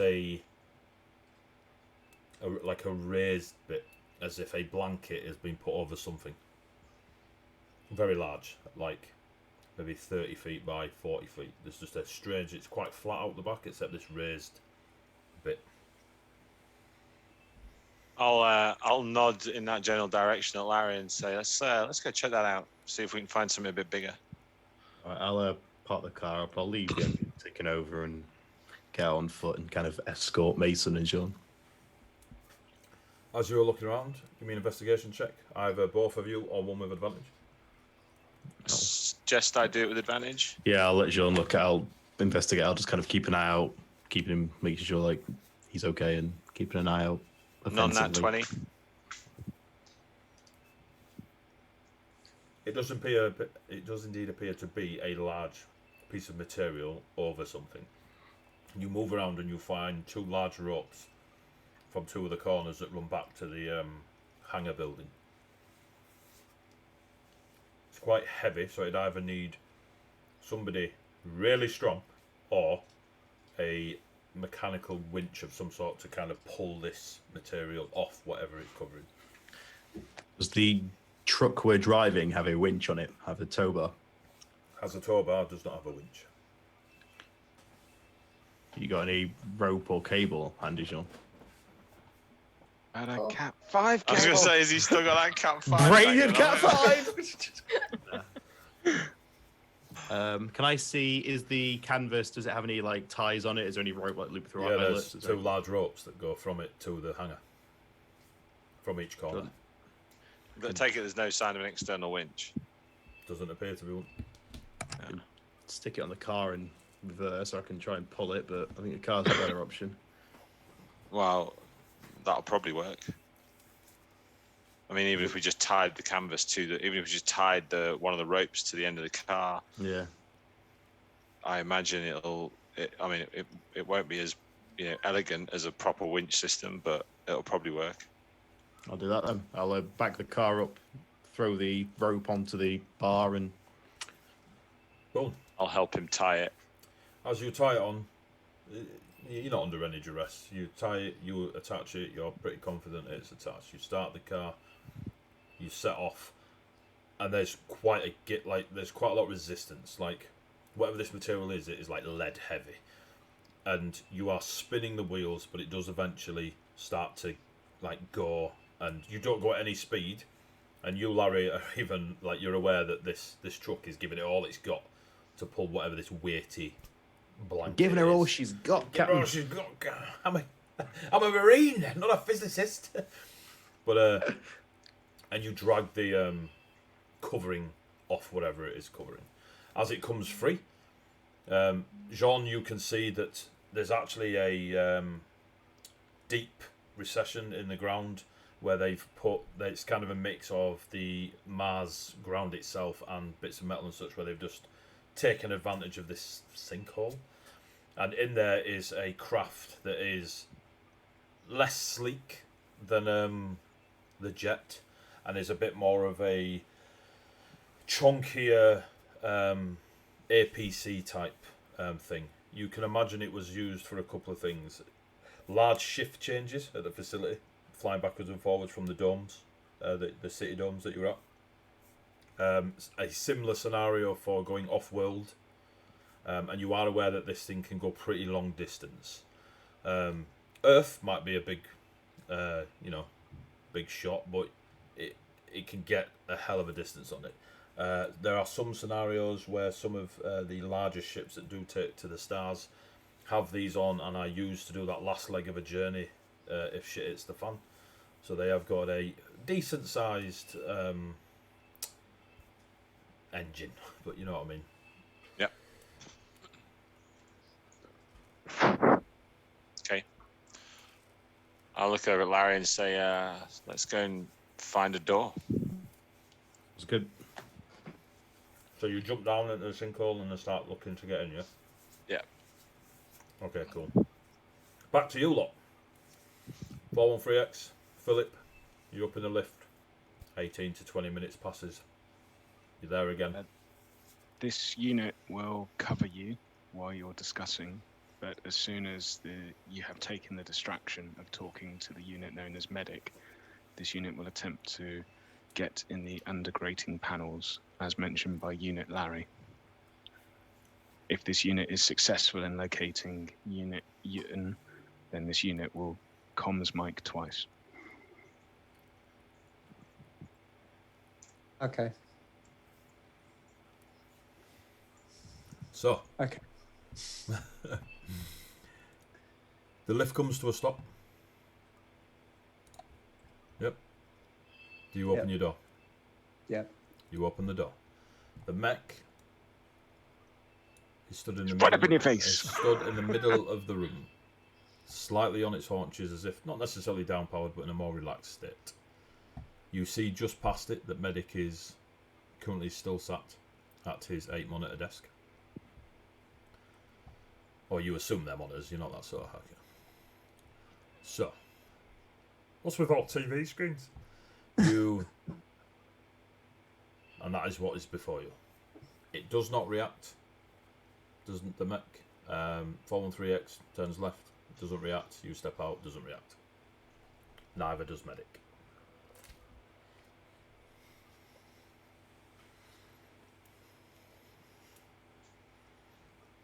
Hello again. It's me. And I'll pull the helmet back so we can actually see my face this time. I'm assuming you're bald headed with a ginger beard and a little Viking braid. Yeah. Yeah, cool. Yep. It's uncanny. Weird. It's like the This unit character is chose slightly this. in shock. Coincidence. This unit is slightly in shock. I always thought you were a blonde.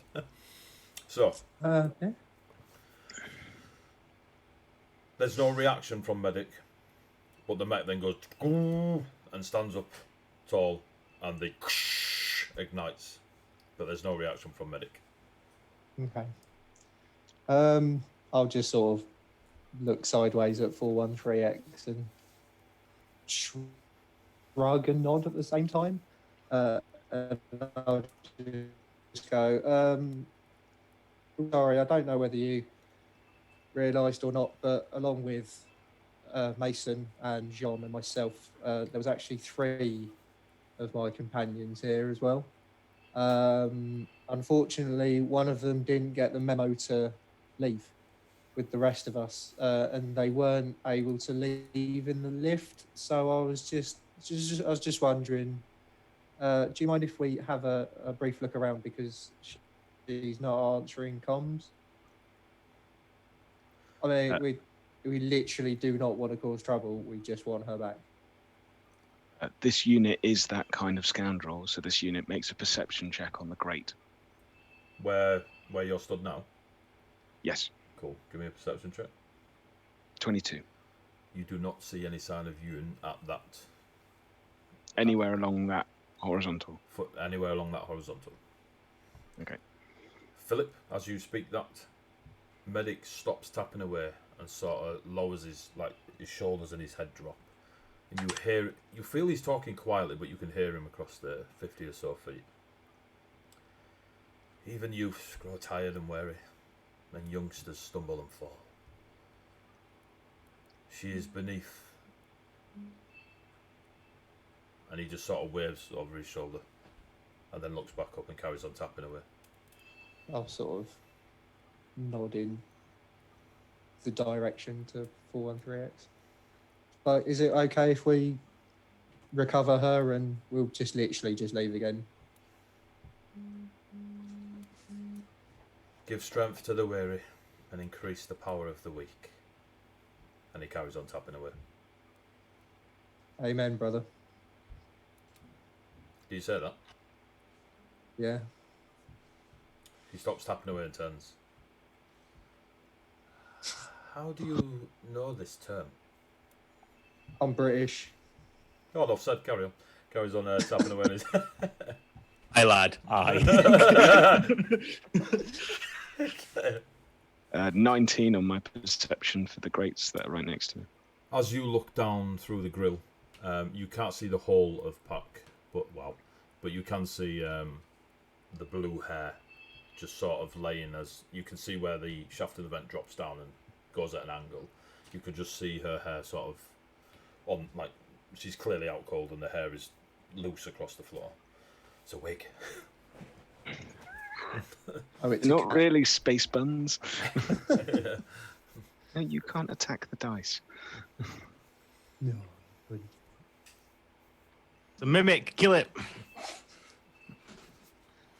Okay. If I check the grate, does it look like it's been disturbed or moved, or it's It's loose? slightly ajar, like it's kind of out of its sitting. As if Okay. someone's tried to lift it from beneath. Okay. If I yank it up with a pry bar. Do you do anything Like a else? crowbar. Yes, I am that kind of scoundrel. Are there any traps? Give me an investigation check. I've had a bad day, I forgot. I usually play rogues and scoundrels much better. I could just see this conversation. So I'm really sorry again. So 2 of my friends.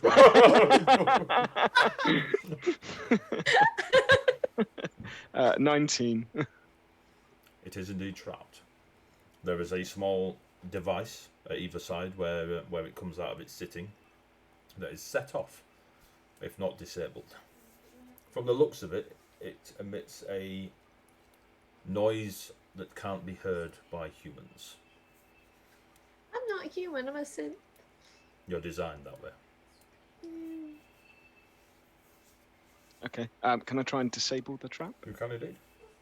So just give me a dexterity check. Oh, right. I was going to say, is there a disabled device? With proficiency. Okay. Because I'm assuming you're using Dexterity. your roguish talents. I do, and I have a disarming kit. There you go. So dex I'm a bad plus rogue proficiency. today. And if this goes wrong and the mech starts to move in an aggressive manner, Can you Can reroll I- your character? Yeah. no, can I ready an action to potentially dive to my right, so like behind here, and just to get out of the way of maybe, I don't know, a flamer? You may do so, yes. Thanks. 24. 24, I'm pretty sure. Just give me a check. Yeah. Nowhere near. As in, the DC was nowhere near your roll. Yeah, 42, mate. You did a 42 on a D6. So, You yeah, might hit it if it's stealth. Like, let's not mess about. yeah. But it's You not. It's You crouch down close to the thing and you start disabling the trap. In doing so, the mech just sort of turns towards you and is aiming the flamethrower down that channel. As he does that, Philip, and then the mech reacts. As they do that and the mech reacts, Medic turns quite quickly to the mech. No fire, he says to the mech. You pop the trap and you are pretty confident, in fact you're very confident, that if you were to raise the grill, you would be undisturbed by death traps. I'll lift the grate up and put it to one side then. The mech steps ever closer, but the ignition has gone out on the flamethrower. And I will slip into the now exposed grate. You drop down, it's only a few feet down, and you see the unconscious form of Pac bump on the head and a little bit of blood running out the nose. Okay. I will apply a stim pack to her. Hiya, Lucy. Are you okay? You want to get up here? You should be in bed. Lucy woke up screaming. Are you alright? You've got to be careful. You could take him to mummy. Yeah?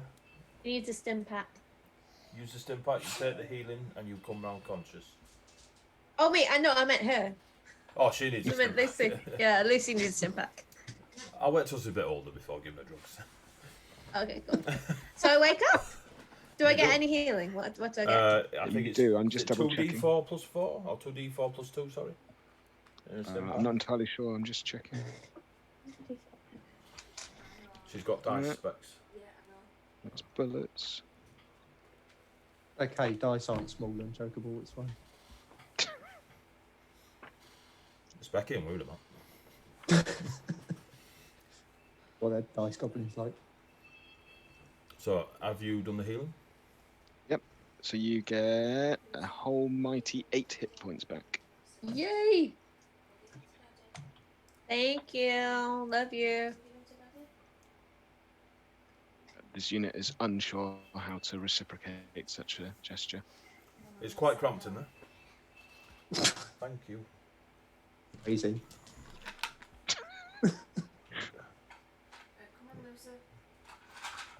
Look, she's sitting down. This unit must warn you that the mech known as Blackberry is right outside the grate. However, it has been told to not use its flamethrower.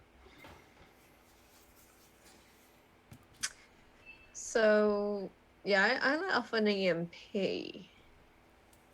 And something knocked me out.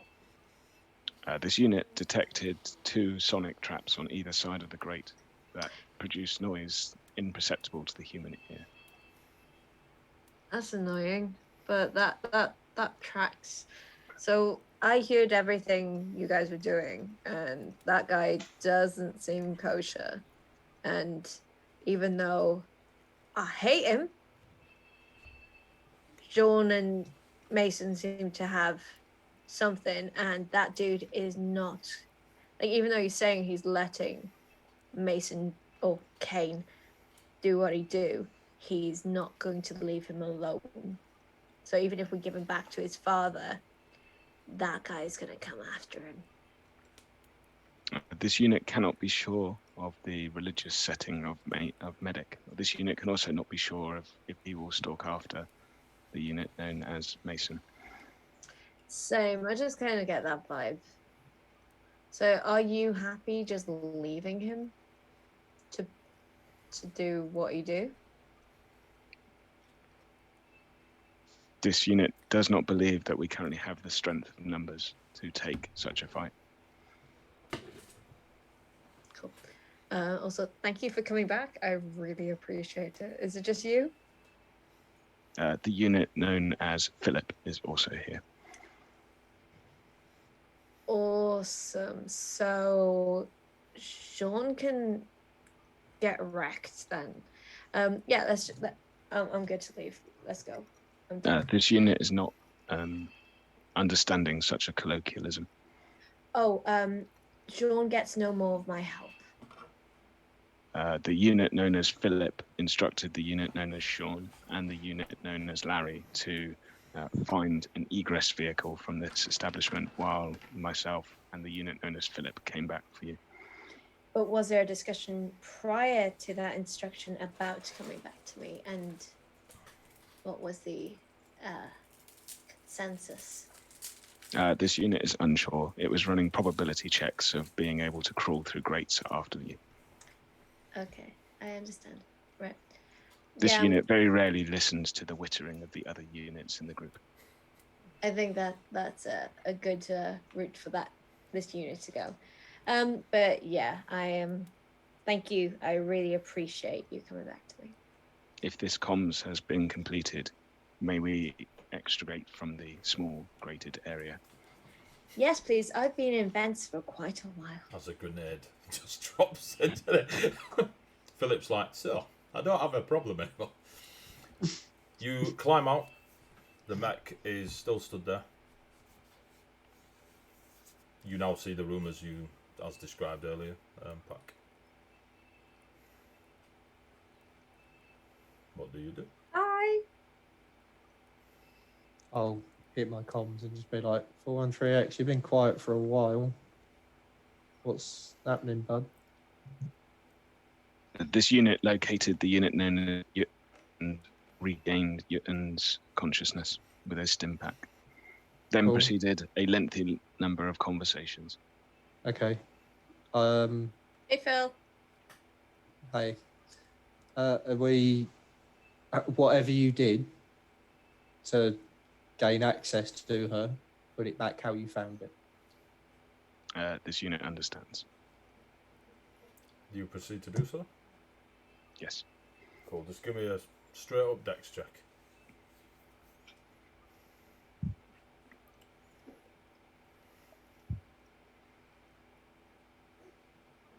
18. Cool. Knowing how you took it apart and being aware of it, you easily put it back in place and set it as it was. The mech then steps back. I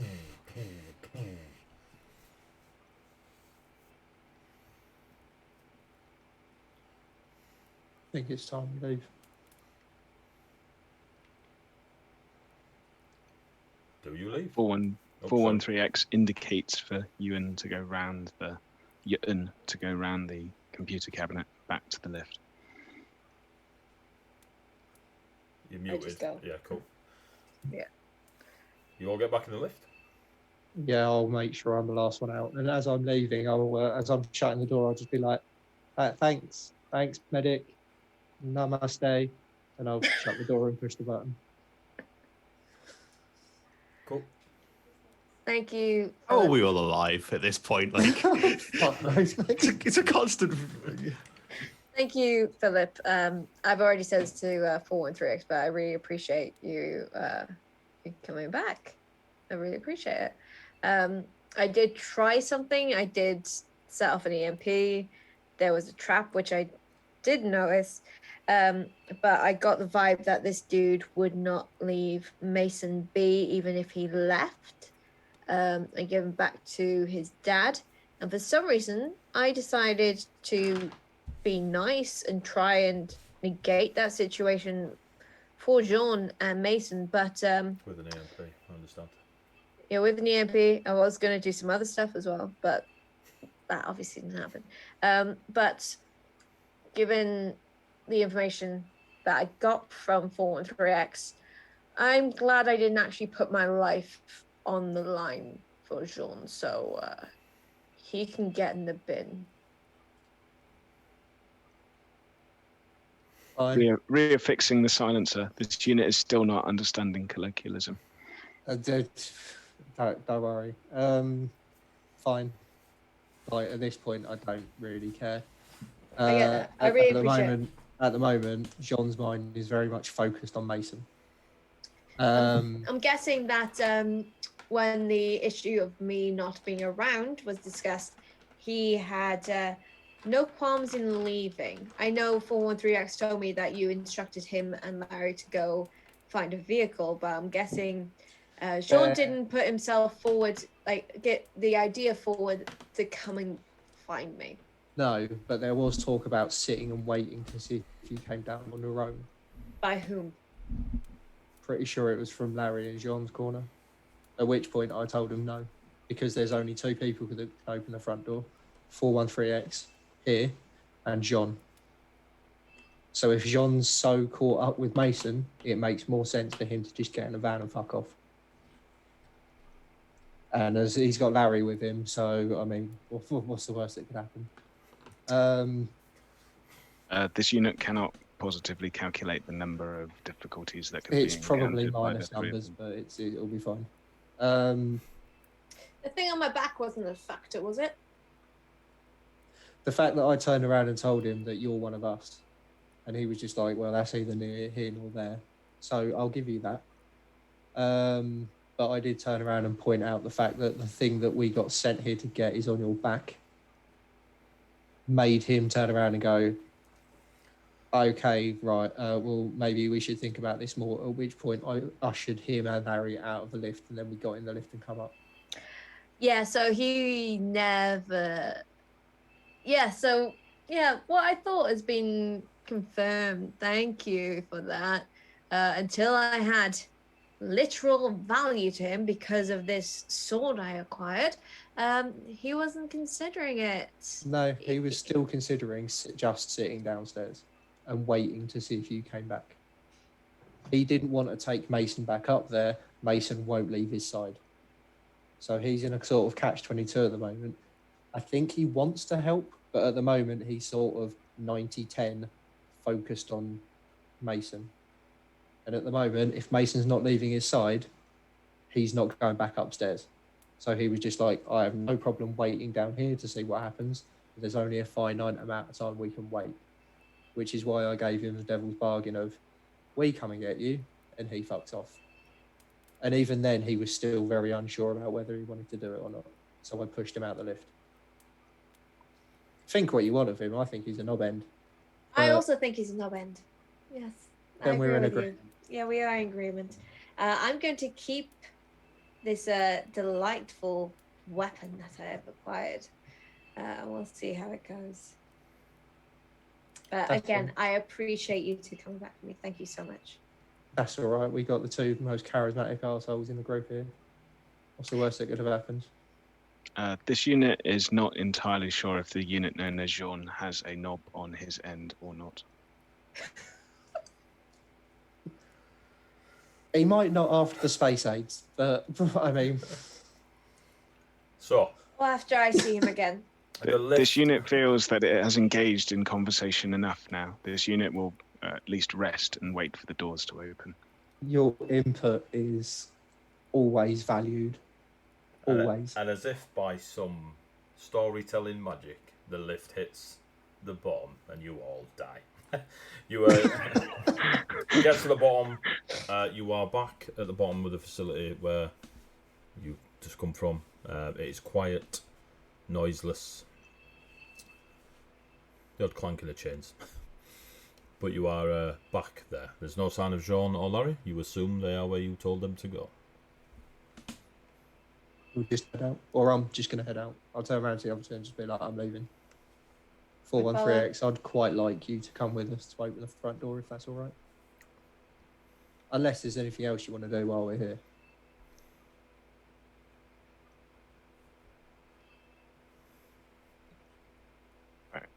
This I'm unit gonna go. cannot think of any other options to do other than destroying this entire facility.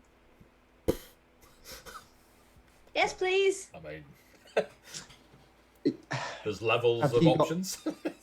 Have you got any idea how we could potentially do that? This unit believes that destroying enough of the technology in this area will probably cause it to be retracted back several years of research. That's an idea. How many grenades have you got then? This unit currently has 2 grenades. I've got some fire bombs.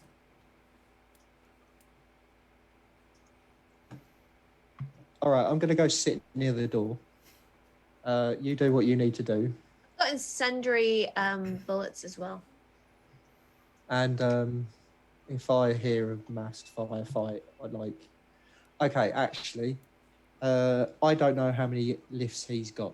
So how about I go by and sit by the front door and you do what you need to do. You've got 20 minutes. Because if he starts noticing, if he's got cameras that can see down here, it's going to take 20 minutes unless the mech just jumps straight down the shaft to get down here. 413X, what do you need me to do? I'm going to go sit by the front door. This unit suggests that you go and disturb the server room that was over to the furthest location. This unit, in the meanwhile, will attempt to destabilize the room that Mason was previously held in. Cool. Cool. So how are you doing your bit, Pack? So I'm going to go to server room. I am going to... I've got 2 firebombs, so I'm going to throw in both firebombs and then just shoot some Oh, what does ionize do? What does ionized bullets do? Can that disrupt servers? It's radiation. radiation Just bullets, bullets damage to flesh rather than its. Okay, so I'm just going to use the incendiary bullets then. You're going to torch the place, yep? Say that again, sorry? You're going to torch the place. Yes, So please. mark off your 2 firebombs and as many incendiary bullets as you fire. Will 5 do? Or should I just do like... It's up to you. I've got 10. It's up to you. I'm going to do all 10. Cool, mark Yeah. off all 10. Yeah, I'll do all 10. The server room is ablaze. The explosions, you kind of throw both in, you have to step back a little bit as the heat rushes out the doors. You then sort of, like in between licks of flame coming out, you fire off your 10 rounds of the fire bullets. 413X, you just launching 2 grenades into Mason's room?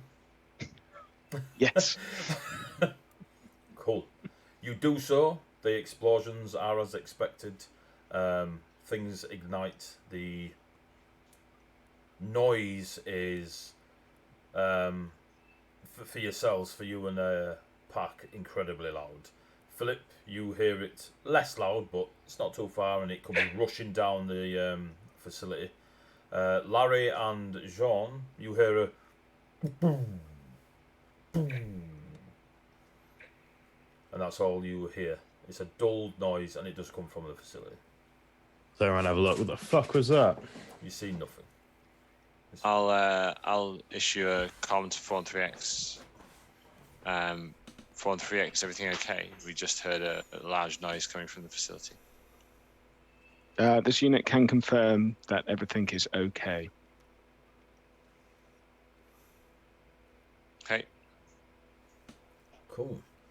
As you are, so 413X and Ian, are you heading back towards Philip now? At the... Yep. Yep. The three of you leave, and you can see two shapes off to the very, very small airbasey type place, not too far from the front of this facility. You assume it's Larry and Jean with a smaller humanoid shape. I'll let 413X know where we are relative to the other vehicles in the hangar, and that we're around the back under the exposed ship in the recessed area.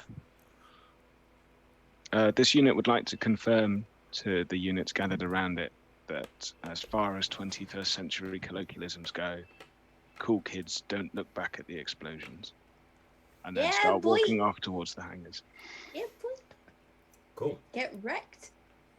You walk off towards the hangar. There is nothing that you'd see because you don't turn around. Do you turn around, Philip? No, but I will put the helmet back up. Cool. Yeah, you might want to do that before you leave. As you walk out onto Mars, you know what I mean? I'll just hold my breath, it'll be fine. That's how it works. Anyway, you get over to the hangar. You can see now that Larry and Jean are unfixing the maglocks that are holding this very large APC craft. 413X, you've seen similar things. You can see that there is a larger thruster on the backs, under the wings, like the back wings. But you can see that it is a variation of what you've used before in your many years in the military. This is clearly been adapted to do longer, further, etc., and probably deal with the lovely atmospheres and environments of space, Or lack thereof. or lack thereof. Mason is sat inside the vehicle, and he's sat in the driver's seat, just sat there, legs crossed with his hands on his lap, just looking at the various dashboard and controls. As you approach, the email pack that you originally got regarding your contract, you get a reply to. It is from the Crown Estate, or at least your contact at Crown Estate, and it simply says, contract terminated.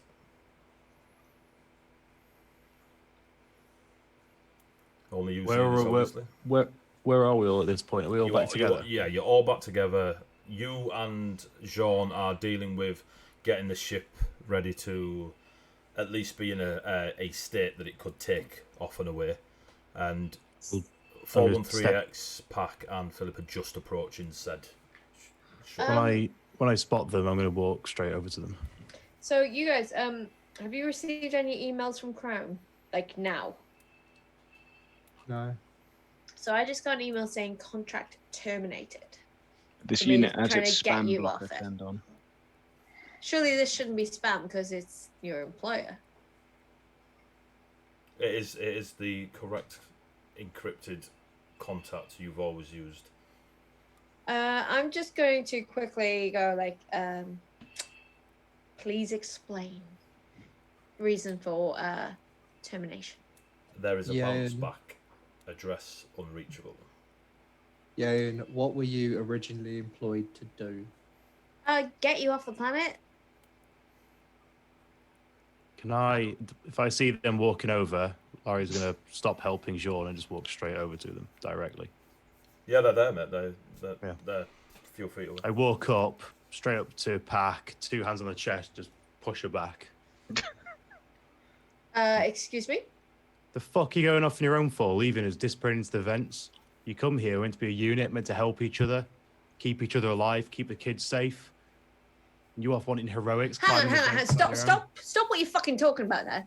Keep the kids safe. We did not know about the child until we met the child.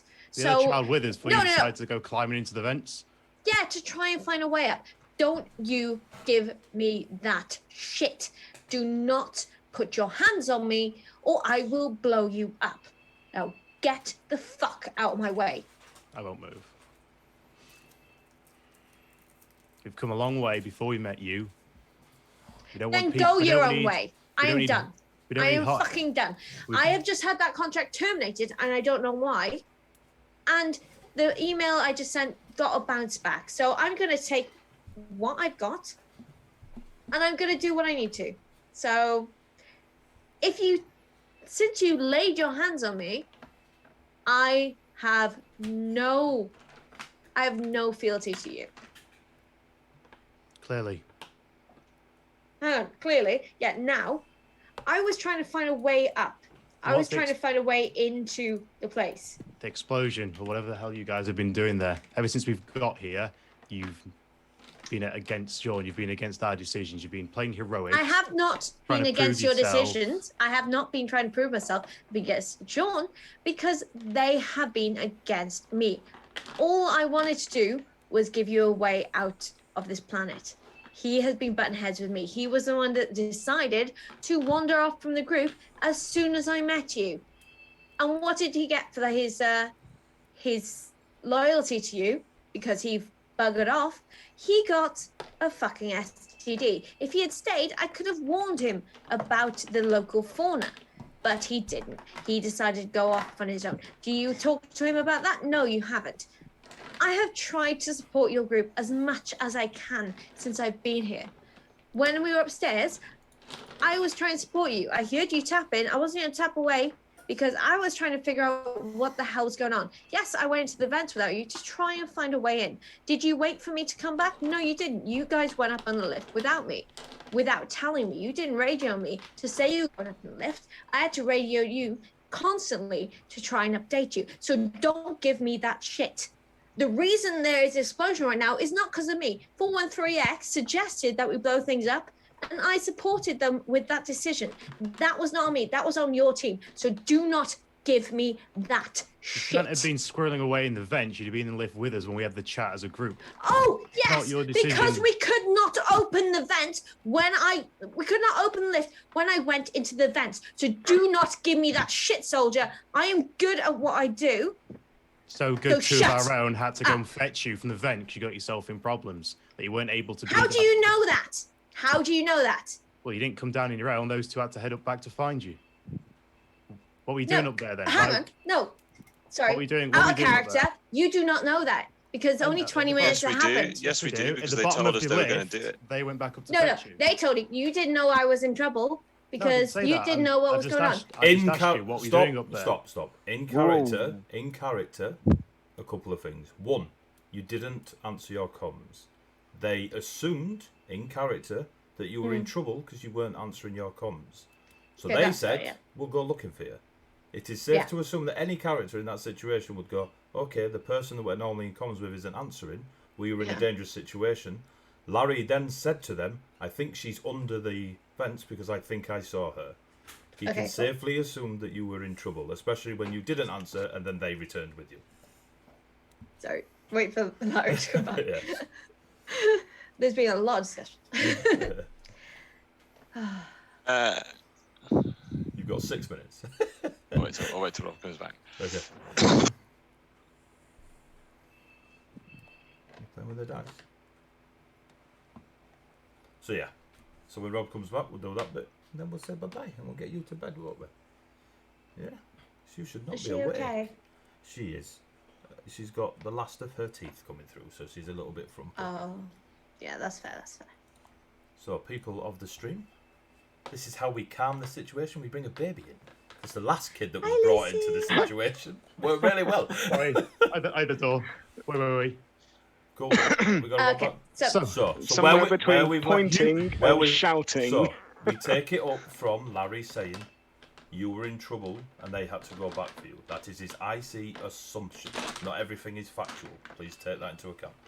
Okay, cool. Right. Two of our own had to go and find you. What were you doing up there? Why did they find you? Yeah, so I was trying to make sure that dick upstairs didn't come back. Were you in trouble? No. Well, kind of. But were you in trouble? What happened? Did you need help? I did really need help. Yes or no? Did you need help? No, I was just unconscious. That is fine. But the thing is, you do not get to touch me. Do not fucking touch me. I'll ever. push her again. Hard. I pull my pistol out and aim it at Larry's I head. pull my gun out. Cool. I step between all three of them. You do not fucking touch me ever. John will stroll over at this point and just go. We all just Mexican stand up. No. John will just walk over, watch, like, having heard and overheard what's going on, like, and just sort of step into the edge of the group and just go. So the plane's ready to fly. It would appear, based on what I've overheard, that whilst I don't particularly still trust her, she's now in the same shit creek we all are with Crown, and they probably know what's gone on at this facility in some way, shape, or form. We need to drop off the kid with his dad, get that thing back down to earth, and see if we can square things away with them before they get here, ideally, because I'm not convinced that this ship can take a pounding from what Crown can throw at it, and I'd be much safer if we were back, much happier if we were back on Earth. So, as we're all in the same kind of up shit creek without a paddle type position right now, I'm gonna just suggest we fly this baby back to the city, find Mason's dad, let Mason and his dad reunite, take stock from there. If we want to go our separate ways, we can do. Or we can, maybe try and sort things out with Crown so that they don't want us all dead. I'll just turn around and walk towards the plane. Philip, back. Oh, As soon as that sight, I'm dropping my gun. I'm holding my stance for a moment. I don't look back. I just head straight to the plane. I'm really considering just shooting him in the back of the head. Well, you have 3 minutes to consider, so. Try it. So I am still there. This is like bringing a knife to a fist fight, I'm just saying. I'm still there like this. Okay. Fies, it's the last thing she does is that character. Shut up. Jean will go and stand in front of her rifle between her and Larry. Okay. That's not going to make me drop it. Well, I think 413X is already there, but I fair appreciate enough. it. Get out of the way, I want to stand there. If 413X is in front of me, I will drop my weapon. If Sean's in front of me, I will not. John and 431X are in front of you.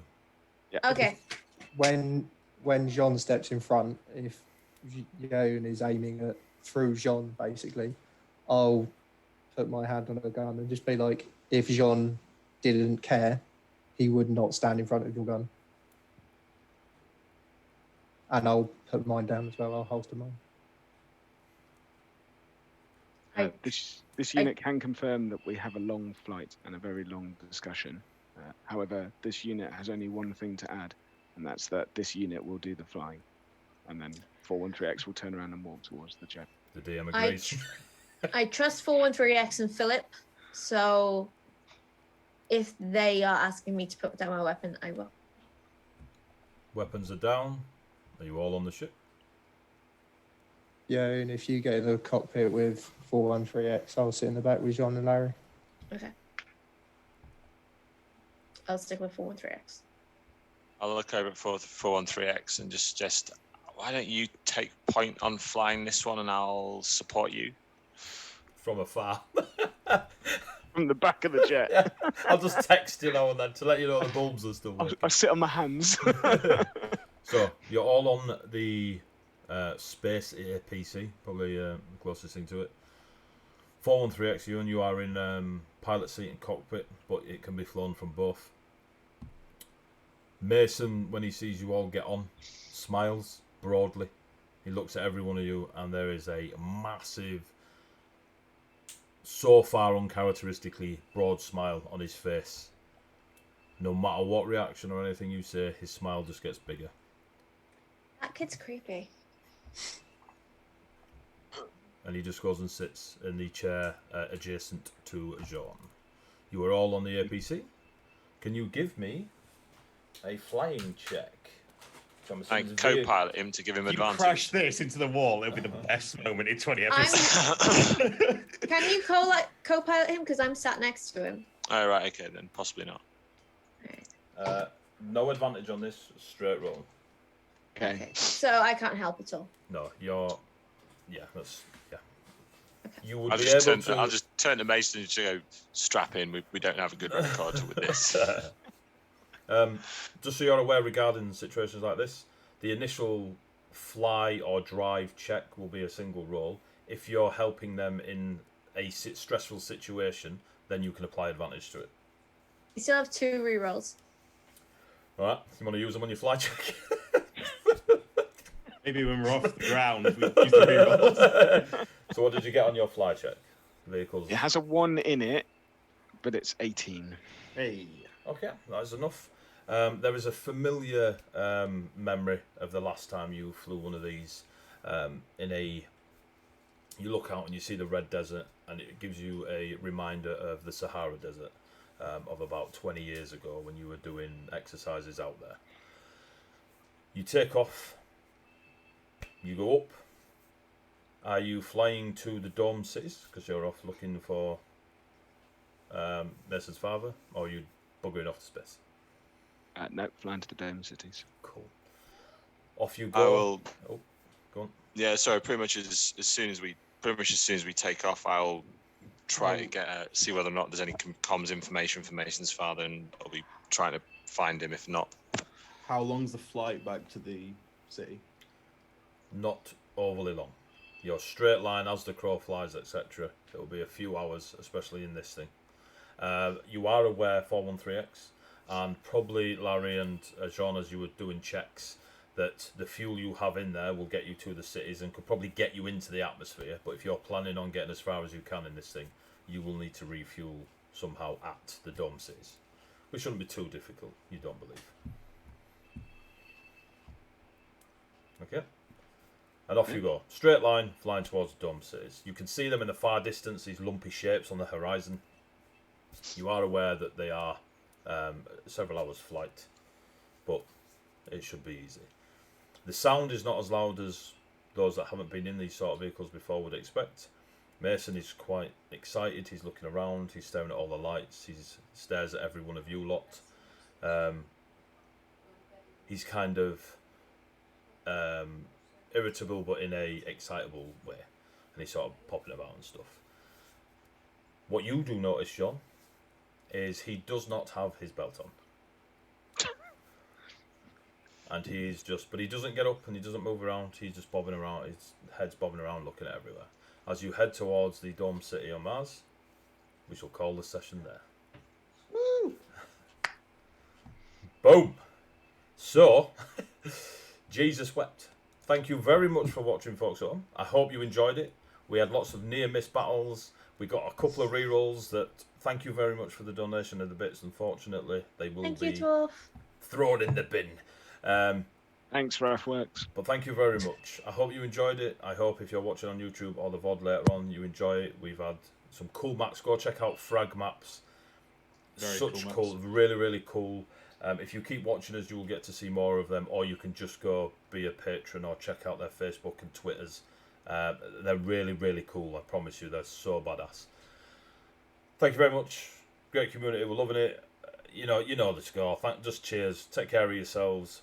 It won't be too long, and we'll all be sat around tables and such, shouting at each other. So it'll be great. Love you all. Be safe. Be merry. And for now, say goodbye, players. Bye. Bye, players. bye. Have a beautiful time. Bye bye.